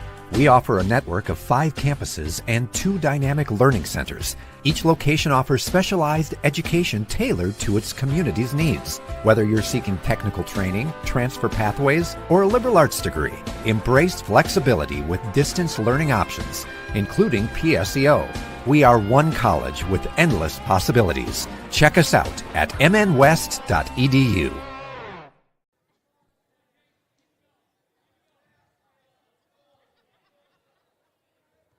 Hungry and you're too busy to cook or don't want to cook? Go to Pizza Ranch in Jackson. It's their famous Buffet Your Way. Buffet Your Way is what makes Pizza Ranch famous. Check out their buffet food options, including pizza, chicken, salads, sides, and desserts. Pizza Ranch in Jackson, a proud supporter of JCC Huskies sports. Wormka Towing of Jackson offers 24/7 towing, along with heavy-duty towing, winching, jump starts, tire changes, fuel deliveries, and door unlocks. Located across from Wormka Service Center. If you need your car, truck, semi, or heavy-duty equipment towed, flip the Wormka Towing. 507-847-3292. Wormka Towing in Jackson. At Southwest Broadband, we want to wish our JCC Huskies good luck as they work hard and strive for greatness. As the area's provider for the fastest fiber optic connections of voice, video, and internet, we know what it takes to go the distance. Learn more at southwestbroadband.com and go Huskies!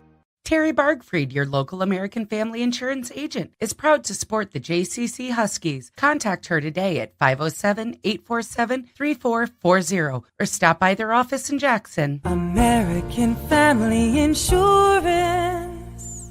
Need a boost? Head to Smokin' Java in Jackson for the best coffee, espresso, baked goods, breakfast, and lunch. Proud supporters of the JCC Huskies and local sports. Smokin' Java, fueling the community one cup at a time. Follow on Facebook for specials. Buying or selling a home is a major life decision. Let the realtors at Stan Siebert Agency get you the best deal while making it a smooth process. If you are looking for real estate or appraisal needs, contact the Stan Siebert Agency in Lakefield, proud sponsor of Husky Sports. Start saving money and time by downloading the Sunshine Foods mobile app today. Make your shopping list and earn rewards on every visit, as well as free items and exclusive giveaways. Visit Sunshine Foods on Highway 71 in Jackson to start earning rewards today. Clausen Insurance Professionals is an independent agency located in downtown Jackson. Hi, this is Heather Clausen. Donna Dam and I will make sure you have the coverage you need when you need it. So stop by our office in downtown Jackson. Clausen Insurance Professionals, a proud Husky sports sponsor. Where you bank does make a difference. This is Paul with the Farmers and Merchant State Bank of Alpha, member FDIC. When you invest your money in a community bank, it's reinvested in the community. Keep your money working locally and enjoy the benefits every day. Dr. Craig Newell and his staff with Newell Orthodontics of Spirit Lake, Worthington, and Wyndham are well-trained, highly skilled, and licensed to provide the best quality orthodontic care. Newell Orthodontics wishes the best of luck to all local athletes throughout the season.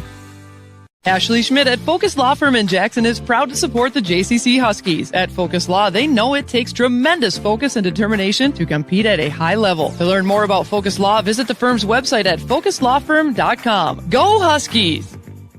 Are you looking for an experienced and reliable electrician? Call M&H Electric, serving Jackson and the surrounding area. For ag, residential, industrial, and commercial jobs, call M&H Electric at 507-847-2960. M&H Electric, a name you can trust in Jackson, Minnesota. Ribs tickling your taste buds? Head to Smokin' Jake's in Arnold's Park for fall-off-the-bone goodness. They not only smoke incredible ribs and meats, but their full menu offers something for everyone. Open daily for lunch and dinner, plus late-night breakfast Thursdays to Saturdays. Smokin' Jake's. Satisfied.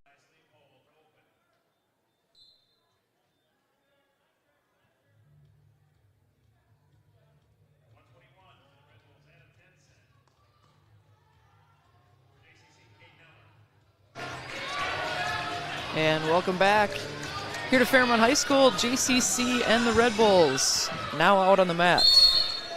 Caden Eller against Adam Denson, 9th grader. Caden Eller, 9th grader. Caden ranked number 2 in state. Quick takedown. Finus tilts to a half. Stacks them tight. Adam trying to kick out there.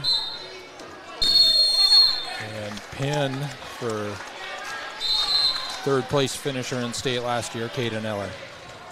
So 18-0 your team score. Huskies up quickly over the Red Bulls as the first two weights open for the Red Bulls at 107 and 114. Says something about Adam Denison that he's put him out there against Caden Eller in my mind.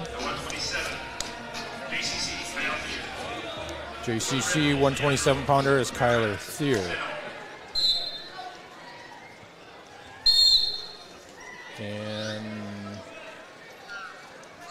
127-pounder Leandro Ramirez-Braceno. There we go. Thank you very much. We take down Kyler Thier.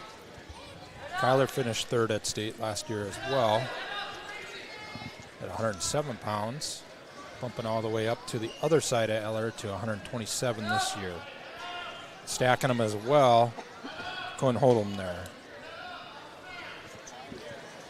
Kyler is weighing in at 126.5, so he is filling out the 127 pounds. You can see the growth in him, in height for sure. Nice arm bar. Potentially dangerous called. Looked like a pretty good arm bar, didn't keep it across the back.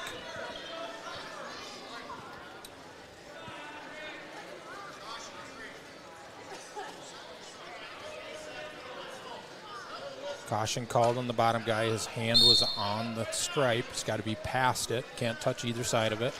Kyler rolls him through. Gets a 1 count, not a 2 count.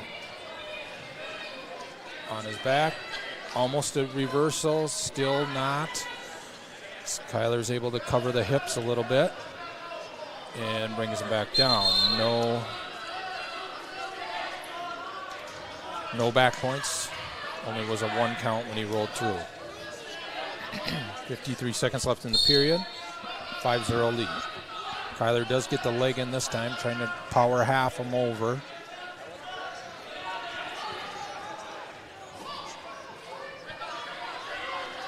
Crossbody ride. Close to back points. Can't see really, but really working hard on the Nolan Ambrose half here.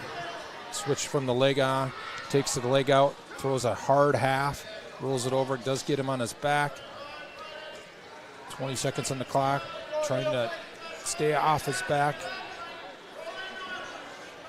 He's doing a nice job on the bottom, trying to fight it off. Yeah, Kyler, a third place finisher in the state, and unable to pin him here. Great job rolling through there.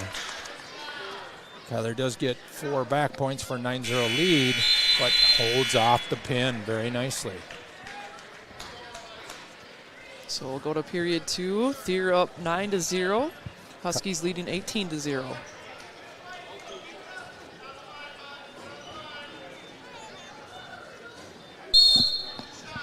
I thought Kyler picked down, but must have switched it to both up. Nice deep double. 3 takedown. Going crossbody right again. Makes it 12-0 in favor of Thier. Crossbody, he's got that arm way past. Kicks the leg out like Nolan Ambrose and runs the hard half. Nolan pinned probably 32 out of 35 guys last year with that move right there. And Kyler does get the pin before it was the tech fall. So 24-0 now your score in favor of the Huskies as we move to 133 pounds. Again, we want to thank you for tuning in on Explore Live Video. We'll have most of our wrestling matches on live video during the season. Yeah, any wrestling during the regular season will be on your Explore Live Video broadcasts.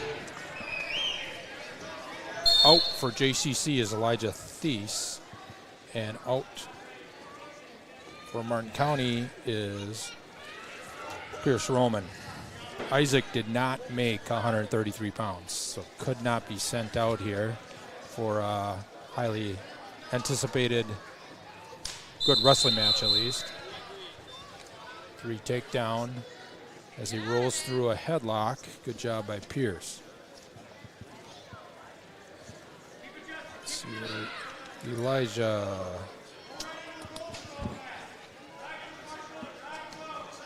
Can't tell you what he weighed in at. He does look like he is 28 to 30 pounds, somewhere in there. Kind of fills out the weight class at least. 1 escape. Pierce kind of a takedown guy. Beautiful shots here. Nice finishes. He's going to get a lot of tech falls this year, I think. Nice single slide by. Elijah working hard to try and roll through, and does. Good job there. does get 4 back points and 1 escape. 10-1. And same move, right to his back. 30 on the clock. Trying to pin him here, keeping that wrist tight. 4, that's 17-2, check fall. That does make it go a lot faster. That's a point saved by Elijah Thies there. Actually, good job. Number 5 guy in state, 4 guy in state, depending on which one you look at. And Elijah, I think he's got 1 varsity win 2 years ago. It's interesting, what I find most interesting about wrestling is watching it. And like, you're putting a guy out there, he might not win, but you still win if you only give up 3 points instead of 4 or 6. Yeah, best thing about team wrestling. Yeah. You just put your alternate out there and say don't get pinned, and he gives up a tech fall instead of a pin and wins you the match. Sent out at 139 is Dallas Gosson for JCC. 5-2 on the year. 16-5 last year. And I assume this is Brock Stauffer. Coming in 4-2 and 0-2 in varsity last year. 4th in the tournament last weekend. Dallas got 3rd in our tournament, the Don Hall. Nice deep arm bar, trying to work the half on the other side. Now going arm bar with the far wrist. Hansen doesn't care which way he goes. He just wants him to go one way or the other, that's for sure. And now lost the bar. Stauffer just trying to do what he can underneath to defend. Yeah, almost getting high crossface there. Ooh, trying to work his butcher. Grabs it with both arms and tries to walk around the head, and that is really tight on the bottom guy. Good job switching his hips here, keeping his shoulder up. Another good switch. Kind of slowly getting closer to the mat, but a very good job of holding that shoulder up. And Dallas is able to get the pin for JCC at 139. So 30-5 as we move to 145 pounds in favor of the Huskies. Stauffer does a nice job trying to fight that off, but couldn't hold on long enough. And a good job by Gosson with the fall. 145 for JCC, Braden Tuffison. For the Red Bulls, Corey Paplow. Braden Tuffison coming out for JCC. Torrey Paplow for Martin County. Did not have Isaac wrestle, but he did not make 133. I'm sure that's why he did not wrestle this round. Braden Tuffison, a senior here. 4-3 on the year. And Torrey Paplow ranked number 4 by the Guillotine and number 3 by Minnesota Wrestle. And beautiful shot there. Finished with Paplow. 3-0 lead. See if he works for a pin or cuts him. Coaches don't care, say go ahead and cut him. 3-1. Ankle trip. Paplow fake slide by, trying to spin around, got his arm stuck. Still finishes it for a takedown, 6-1 lead. Nice hard crossface on the edge. Can he hook up a cradle here? Yeah, off the mat, or he would have had it. 37 seconds left to go in period 1. Paplow up 6-1. Obvious situation here. Braden's going for, if I could keep this a major, it would be a very good accomplishment. Chuck Fall would probably even be considered saving 1 point.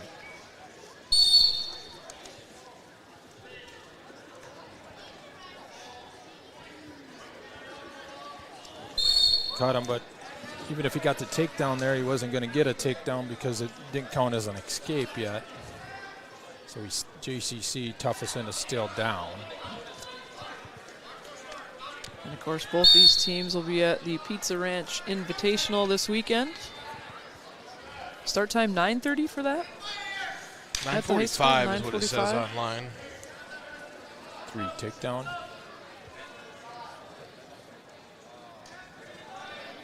I was looking at New Ulm's schedule ahead, and they go up to St. Cloud Tech tomorrow. Monticello will be there as well. And then Redwood Valley Invite on the 20th and 21st. And then Champlain Park High School. So they're getting in some pretty good competition in the next couple weeks. Paplo almost had a nice armbar there at the buzzer, but buzzer went off before he could turn him. Would have been trouble for Braden in an armbar situation on his back. Braden picked both up, I believe. Start the second period.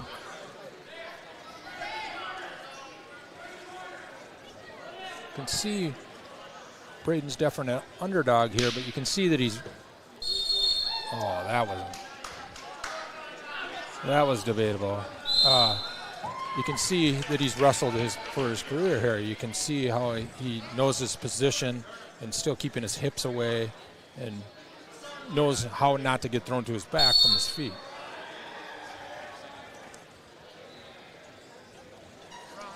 (12-2) Paplo with the lead. 30-5 your team score. Huskies in the lead. We'll work for a pin here, try and get 6 points for his team.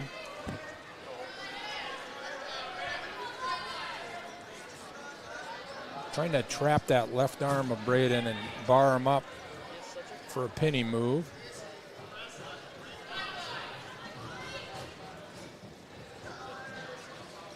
But Braden's been around the block. He kind of knows it's coming. Can he sit up off of it? Now he's got it. Far wrist. Pulls him down. Braden almost got his arm out. And potentially dangerous, survives it. Great job by Braden there, holding that off, as that was definite pinning combination set up there. 45 seconds left in period 2.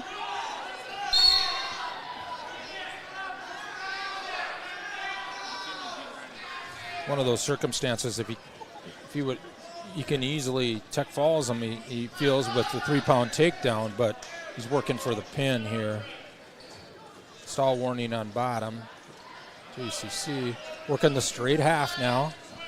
Braden looks away, gets it off. You can just see the difference of just being around enough matches. He can have a feel for what's trying to pin him at least. Can't handle the speed of Paplo here maybe, but he's doing a great job of just wrestling his match, what he's able to do. 13.7 seconds left in period 2. Paplo leading 12-2.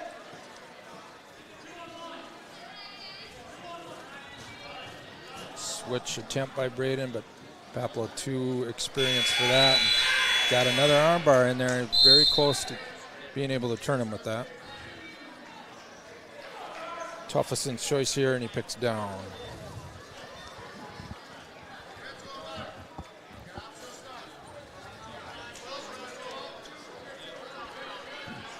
So we move to period 3. Again, 30-5 your team score. Huskies in the lead. 12-3 with a free escape. Up by 9.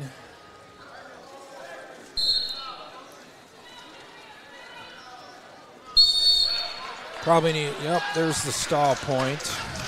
So now he needs 2 takedowns for a Tech fall. 16-4. Yeah. Braden has to get in on a shot. 1 takedown away from keeping it to a major. Somehow, if he can get an offensive takedown, ooh, very good move, right to his back.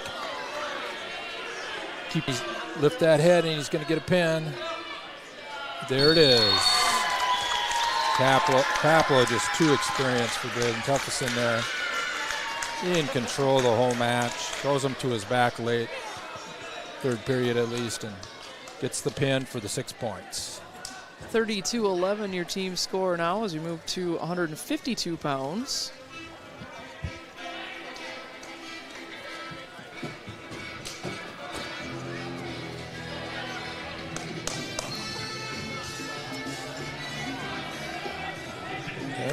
JCC, 152, sends out Ryan Fricky. 2-2 on the year. Did not place and went 0-2 at the Don Hall. Out for Martin County, Caden Lang. Came in 3-3, fourth last weekend at the Dick Maurer Invite in Blue Earth. Ricky, a 10th grader, Lang, a 9th grader. Ricky does make 45. Lang looks like a true 52-pounder.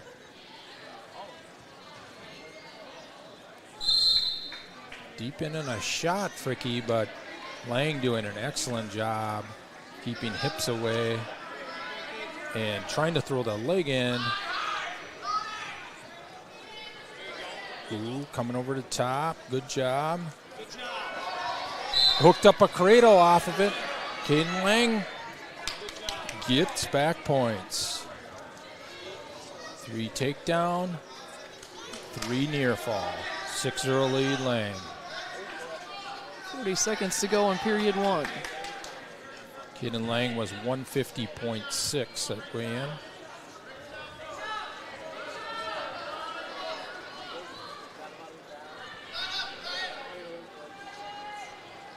Ryan Fricky did weigh over 145 at 151.6.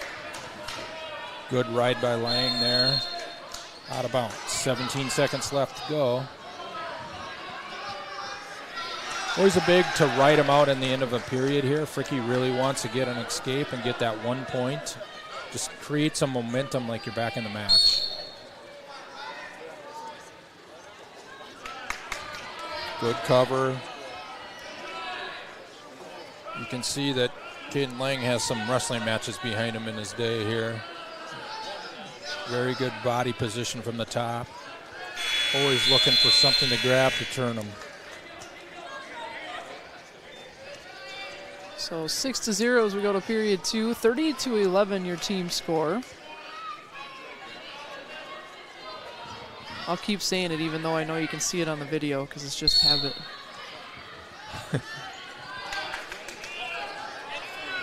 Plus, if I get in the habit of not saying it, then I'll screw up during radio broadcasts. Correct.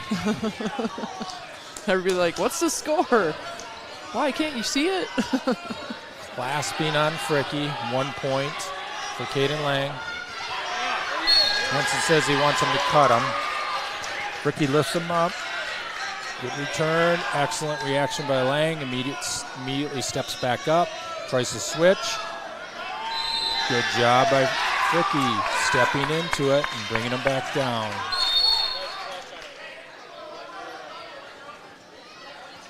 That time I thought the ref was going to let him keep going with both out of bounds. Plenty of mat on the corner, I guess. Right. The old elementary rules, if you got room to wrestle, you just keep going. Just keep going.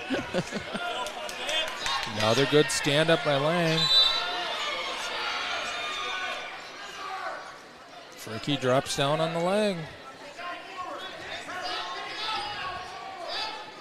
He's got to come up, or 5 seconds to come up on that leg, or you call for stalling. Yeah, they let that go a lot more than they used to. They think our knees bend that way now. No points scored there as Fricky remains on top.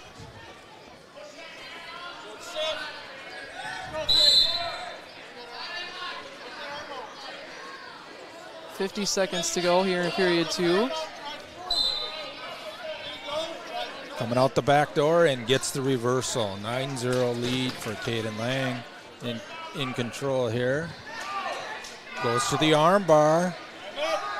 Walks the head. He's got 30 seconds. Oh, that's tight. And the pin is called. At 3:35. So 30-17, we go to 160. I must say doing wrestling on video is a lot easier than doing it on just radio. I don't feel like I have had to talk too much, so it's kind of nice. Here we go. 160, of course, Evan Bartholomew is captain, ranked number 5 in the state, is out. So back up Kale Intrican's in. Done a very good job so far this year. 4-2 on the year. 4th at the Don Hall last weekend. Against Maddox Faber. 6-1 on the year. 21-13 last year. 2nd at the Dick Mauer last weekend. Let's see, both kind of fell at the weight class pretty good. Beautiful job of sucking up that double there. Faber with a solid takedown and out of bounds. 3-0 lead.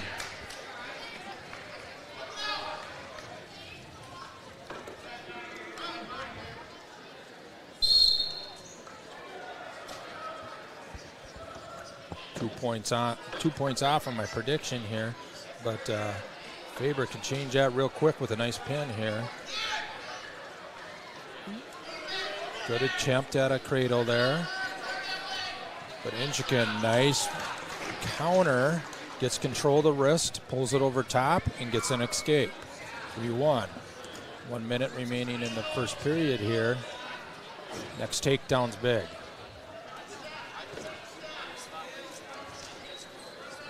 Ooh, that's Inchikin's shot right there. He's got to be able to finish this, be in this match. Good job by Maddox, and a reshot off of it to get in position, but nice counter by Kale. Trying to get around the corner. Oh, he had to single and couldn't grab it. Good action both ways. Double attempt again. Trying to create hip separation, but Maddox Faber won't stop. And right to his back as Kale doesn't bail soon enough. Got 8 seconds. Can he get it? 5 seconds. That's 4, tight. 2. It's going to run out of time. Oh! Nope. 4, he hit the mat, but he takes too big a windup. Yeah, like I thought it was as soon as they started to raise their hand, whether they slap it or not, because that happened last year, I feel like, in sections or at state, and we were talking about it. They're discussing it. Yep, they're going to keep the 4 then. And Coach Williamson wants to discuss. He's saying your Coach hand might be saying the same thing you doesn't just have to said. hit the mat, because it happened, I think, 2 years ago in sections when the Red Bulls lost a close match, would have won to move on to the championship match, and the ref went like this to slap the mat, and they should have called it a fall, and they didn't, and it ended. I think they ended up losing by like 4 points. It was crazy.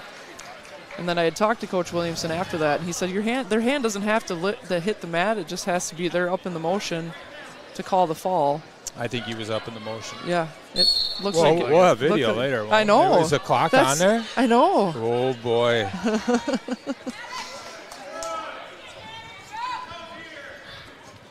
Have to go home and watch some replays again. I look forward to the screen grabs. There you go. You only got about 4 a game. I didn't even send you them all. Nice reversal by Kale.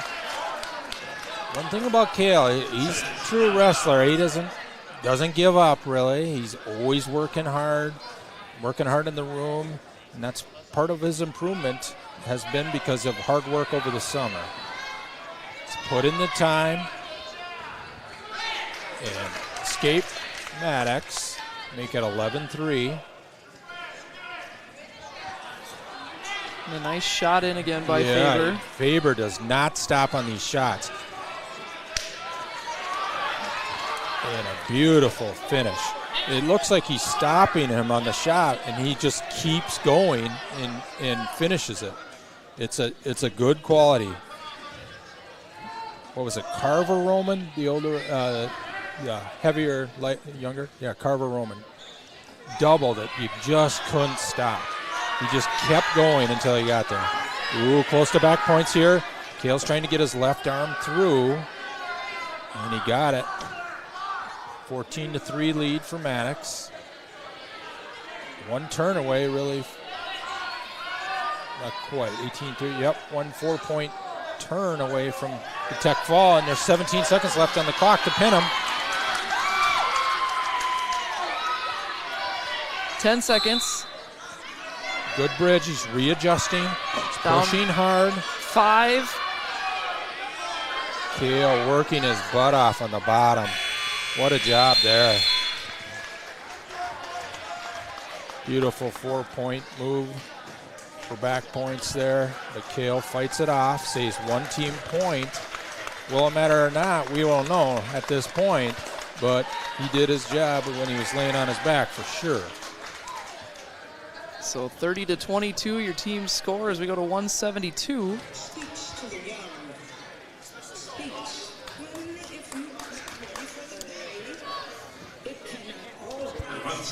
JCC, Carson Colander. For the Red Bulls, Ty Colby. Ty Colby coming out, and Carson Colander. Carson Colander, the nominee for the Excel Award as well through the Minnesota State High School League for JCC. Yeah, like student of the quarter, that. He had like 3 things in 2 days. Ty Colby, 11-6 last year before injury, and 5-0 coming into today. Only real match against a JCC guy I could find was he beat Quinlan here last year 8-3 at the Pizza Ranch. He got 3rd at the Pizza Ranch last year. Carson was 8-15 last year. 5-2 this year. Tries a headlock. Ooh, slipping out. Ty Colby's getting his head out and gets the 2-point takedown on it. Hard crossface right away. Cradle series.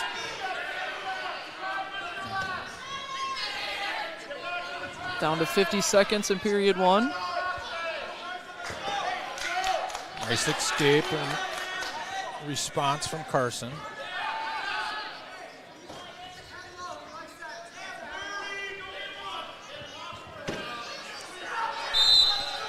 We'll see a Carson Colander double before Ty does his shot, because Ty can finish his shot. He's proven it already. Down to 20 seconds. And there's Ty's shot, nice and deep, and does not stop. Drives hard and scores. Colby's a very good finisher. He's proving that.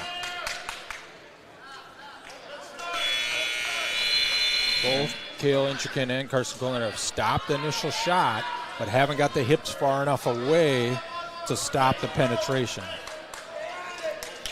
Ty Colby's choice picks both up. 6-1 lead. 30-22 your team score.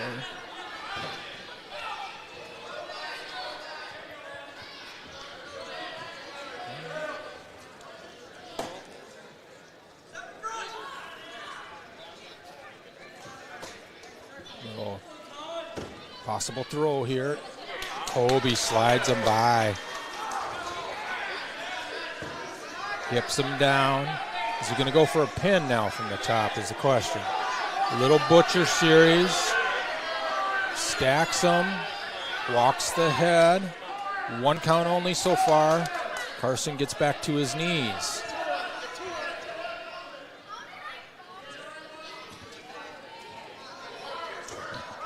(9-1) your score in favor of Colby. Minute to go in period 2. Carson getting back to his base here. Looks a little fatigued. Yep, and there comes the stalling warning.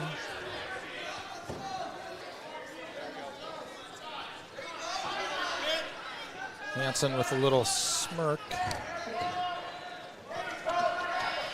Cradle attempt stopped. 40 on the clock.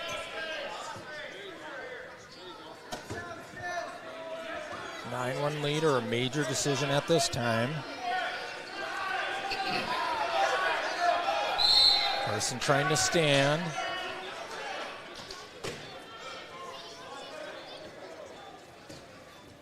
Both guys looking a little tired at the end of the second period here. 10 seconds left in period 2.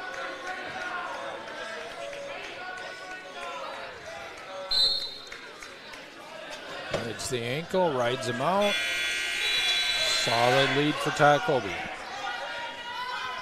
Looking for some blood time.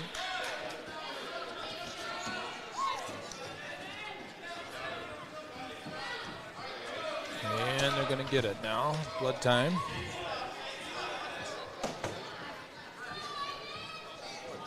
Red blood time, I believe. So New Ulm went 2-0 on the evening.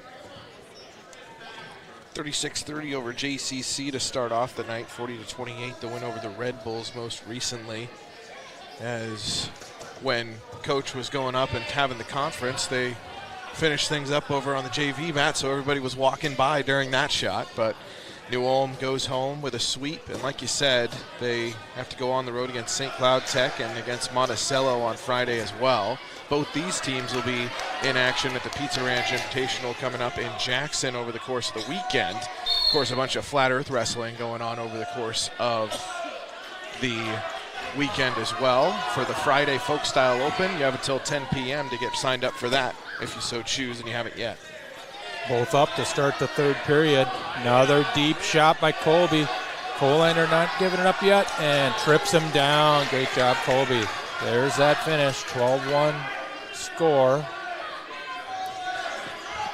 This is one last year. This score is probably, what, 6-1, 6-1, 8-1. Now it's 12-1, and he's thinking Tech fall for sure. Difference in scoring this year. The separation is created quicker. Changes the game a little bit. Headgear timeout. Taking a look at our broadcast schedule, we'll have one more before the end of the year. JCC will be here at Fairmont. Basketball doubleheader. We'll have that on KKOJ and also on video that night. So tune in for that one. That'll be a good one. Colander goes down, and they cut him. That gets it to 2. 2 more takedowns needed here for a Tech fall. Colander's one chance here is they hit that headlock on a shot because he's gonna. There's the shot. He's got to stop that head. Oh, too late. Excellent job by Colby. Ready for it. Cut him. Needs one more takedown to get a Tech fall. But meanwhile, the headgear doesn't work. It's like, tighten that headgear up, right? You'd have one person for that job, I think. The momentum's hurting. It's hurting himself tonight with this headgear issue. Down to 30 seconds left in the third period.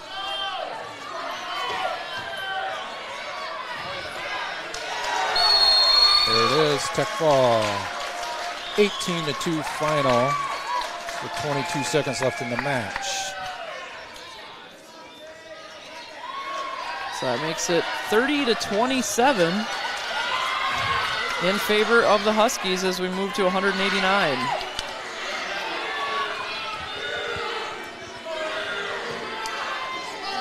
Coming out for Mark County, looks like Aaron Becker, and for JCC, Ryan Haley.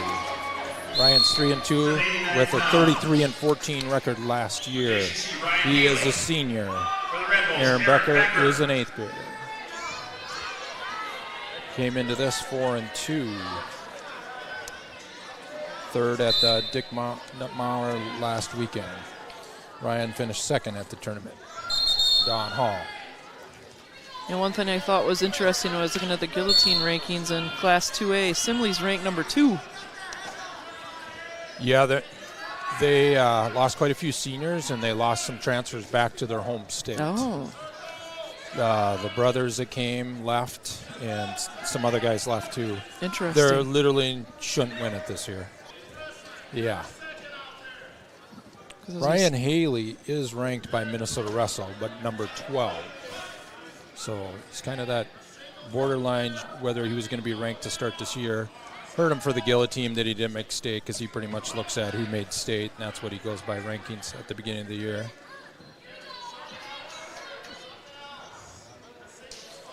I do have a sign at home that says Ryan Haley is clutch, and we'll see. This is a big opportunity. And a big opportunity for Aaron Becker. You pull this off as an 8th grader, people look at you differently for the rest of the year, for sure.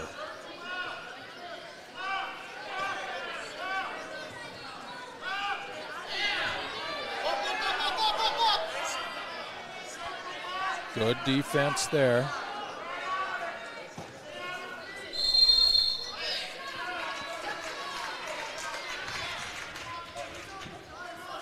Hansen with some simple words there. I think he's going to have him inside trip here. Almost love to put a video camera just on the coaches. It's entertaining to watch as well.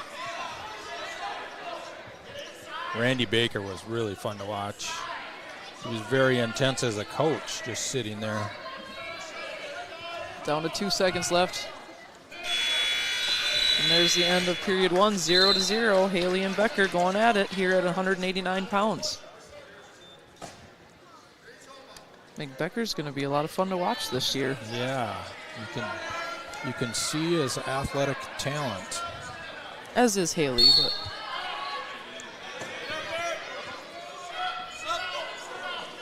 no doubt we're expecting big things from Ryan this year, and probably not in wrestling shape yet. Oh, nice pull down there. See the veteran move from the senior. Long period of left to hold there. And Ryan Haley is clutch. Sign can be held up. I don't know. Can you hold up signs in the radio area? probably not. It's frowned upon. Well, depends on who we're wrestling, I guess. Well, I'm sure my wife will make a sign and hold one up. Yeah, don't give you it think? to Katie. Yeah, I was going to say, yeah. Somebody can. Katie can hold it. Now, whether she's sitting right behind us, we have no control over. JCC Jack Mix. For the Red Bulls, Hunter Johnson. Jack Mix coming out, 11-20 last year. 2-0 in the year. Hunter Johnson. I'll have to ask his mom after this. I think this is only his 3rd year wrestling, possibly. 3rd year wrestling, okay. Maybe even 2nd. Couldn't find a lot of information. I saw that he was 2-0 last week for the triangular. Mm-hmm. And then I didn't see him wrestle in the tournament. I want to say it was last year he came out because he did a lot of JV stuff last year. Right. Very good football player for Fairmont this fall. Yeah, he looks the part for sure at 215. He looks a little bigger than Jack, really, a little thicker. Jack, very unconventional wrestler, but he's been around now for a number of years. I'm actually surprised I haven't heard his mom yelling yet. Maybe she's not here. Yes, Hunter Johnson, 210.1. 3 takedown Jack Mix as he slips the leg in. Jack Mix, 197.7.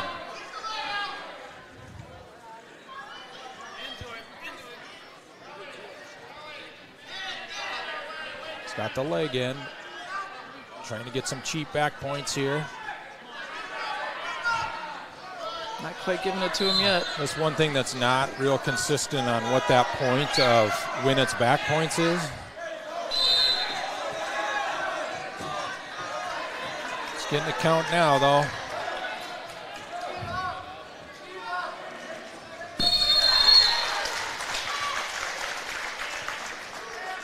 Jack Mix with the pin. You can see that he's wrestled longer. It's very hard sport to come out late and be too successful, at least, overall. Wrestling's one of those starting kindergarten type sports.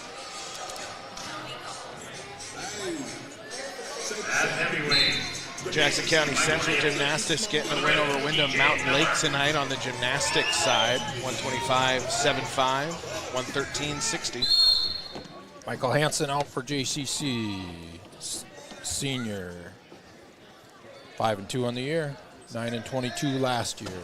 Third at the tournament last weekend. I believe this is DJ Miller again at heavyweight. I had 4-1 coming into tonight. Result I found for him versus JCC was got pinned by Braden Winter last year at the Pizza Ranch.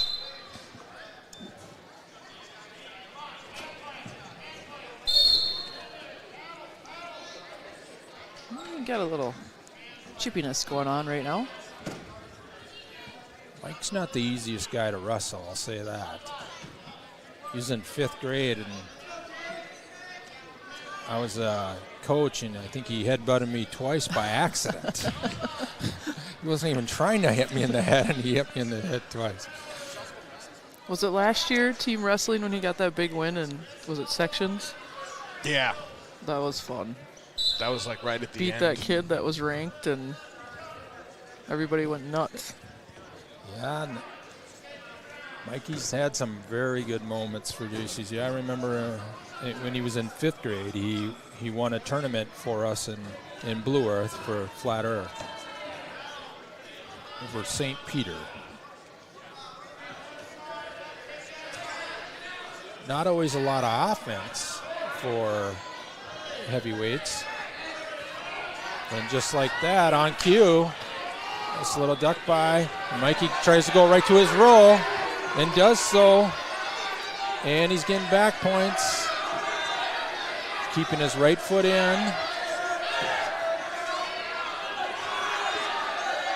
And now you got to watch both. Are their feet in and is the shoulder down? And if his foot touches the floor over there, you're out too.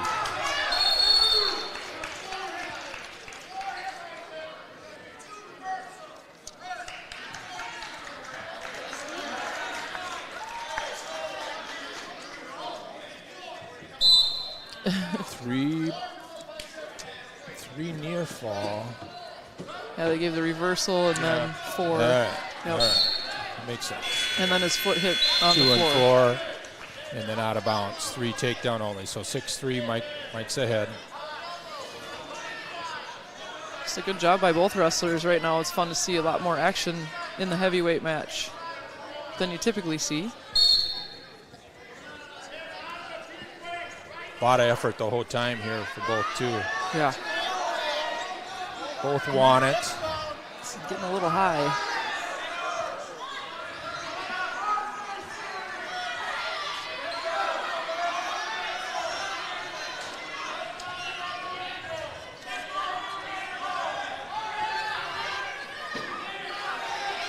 Just feels like one of those matches that one guy's going to get a pin. I don't know which way it's going to go at the moment, but it just feels that way. Kind of got his hips flipped, doesn't he? There's back points. He's got it pretty tight. Oh, that looks like a pin. 42-33 final for JCC. And there was the pin we were calling. And just some great matches tonight. Start off the season, the broadcast season as well, but both these teams well into their wrestling seasons, and both will be at the JCC Pizza Ranch Invitational this weekend. So look for results in that on Monday morning. Kinston will be busy. That'll be the next action for the Red Bulls and Jackson County Central. Of course, that's in Jackson on a Saturday. And over the weekend, the Flat Earth Wrestling Club with their action going on as well. Then it's the Redwood River Riot on Friday, the 20th of December for the Martin County Red Bulls. Like we talked about, the New Ulm Eagles, who have left the building already. They'll be back in action after a sweep earlier tonight. A 36-30 win over JCC, which did come down to the heavyweight match, which we expected. 40-28, New Ulm gets the win over the Red Bulls, and then they were able to finish their business and get on the road. We wish them safe travels, especially with the cold weather out there. 42-33, JCC over the Red Bulls to cap off the night as well. And JCC emerging with the victory to split their action here tonight. Red Bulls end up going to 0-2 at home and 2-2 overall. Also the section opener against the Eagles earlier tonight. They'll go to 0-1 there. And on the Big South Conference competition, 0-2. The Eagles emerging 2-0. JCC 2-1 in this conference itself. And the Eagles with the opener as well to get the win over the Red Bulls tonight. A little bit of a summary and where they stand after all the activity here tonight. JCC and the Red Bulls will be in the same place next time they're on the mat, and then New Ulm gets to go down the road as well. And it was quite the collection of duels and the individual matches that decided them as well. Yeah, a lot of good wrestlers on all three teams. Maybe not the depth as some of our programs used to have, maybe. And you see some of that when a guy's out, for sure. It's a little tougher to replace them. Not as many alternates. It's kind of the sign of the times. Less numbers in most of these sports. But you can see the talent on all three programs on the kids they send out there. Some very good athletes, and very likely all three teams got state place winners on their teams. That Pizza Ranch tournament is a lot of action, a lot of good quality brackets there. To place at the Pizza Ranch, you're a pretty good wrestler. And, of course, the Red Bulls have some individuals that are going to stand out over the course of this season, which they did last season, struggled with some injuries over the course of things, and they're still maybe looking to fill those lower weights, hopefully, by the end of the season. But when you start behind the 8 ball, you may not get all the team wins that you were hoping for throughout a season, but a lot of really great individual talent like we were talking about as well. Of course, JCC expects to be there. That's another program that JCC expects to advance that far. And even with the success that they had last year, they left not satisfied. They had some guys banged up and stuff, and that was that sort of stuff late in the season individually and from the team. And so even though they were able to make it back to state, they want to go back and put themselves back on that throne. Yeah, I would say we were 3 guys short at the state tournament last year from what we thought we should have been.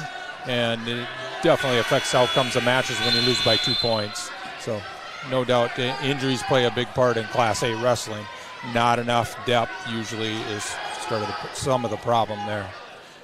No doubt in the conference-wise, no doubt Marshall's probably considered the favorite this year.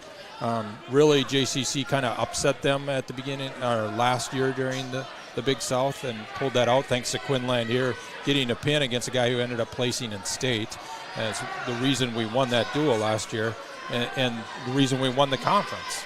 Even though he wasn't there for the Big South championship match with injury, he was the reason we even got there. And no doubt any of these teams could beat Marshall, but the depth of Marshall is deeper because they have more participants and a deeper squad. It's not only Marshall, it's Russell, Tyler, Ruthven, and some of those smaller towns around there are also with Marshall that make a much larger and much bigger population to pull from. Another triangular that's coming up of note, especially when it comes to these teams. JCC will host New Ulm along with Redwood Valley and Laverne on Thursday, January 9th. So if we were able to bring it to you on Explore Live Video tonight, and we were glad to do that, but if you want to see them in person, especially in Jackson, then you can check that out as well. And we will have more Explore Live Video coverage every single time we have wrestling on. It will at least be on Explore Live Video for sure, and we look forward to that. Of course, like you said, our next broadcast is actually next week. Another Explore Live Video Game of the Week situation. It's actually a doubleheader. We're going to double down for it. Jackson County Central will be right here in Fairmont, so that'll be our next order of business with that as well. But a lot to navigate through a busy weekend for both the Red Bulls and the JCC Huskies as well. For Kerry Bralsma and Tim Stye, I'm Kempson Cross, thanking Dan Svoboda for making sure we are looking good with the camera as well. Hopefully you enjoyed tuning in. We appreciate you for doing so exclusively on Explore Live Video for at least tonight. And this has been High School Wrestling here on Explore Live Video from Minnesota for the first time exclusively on Explore Live Video. Thanks for tuning in, and we hope you all come back.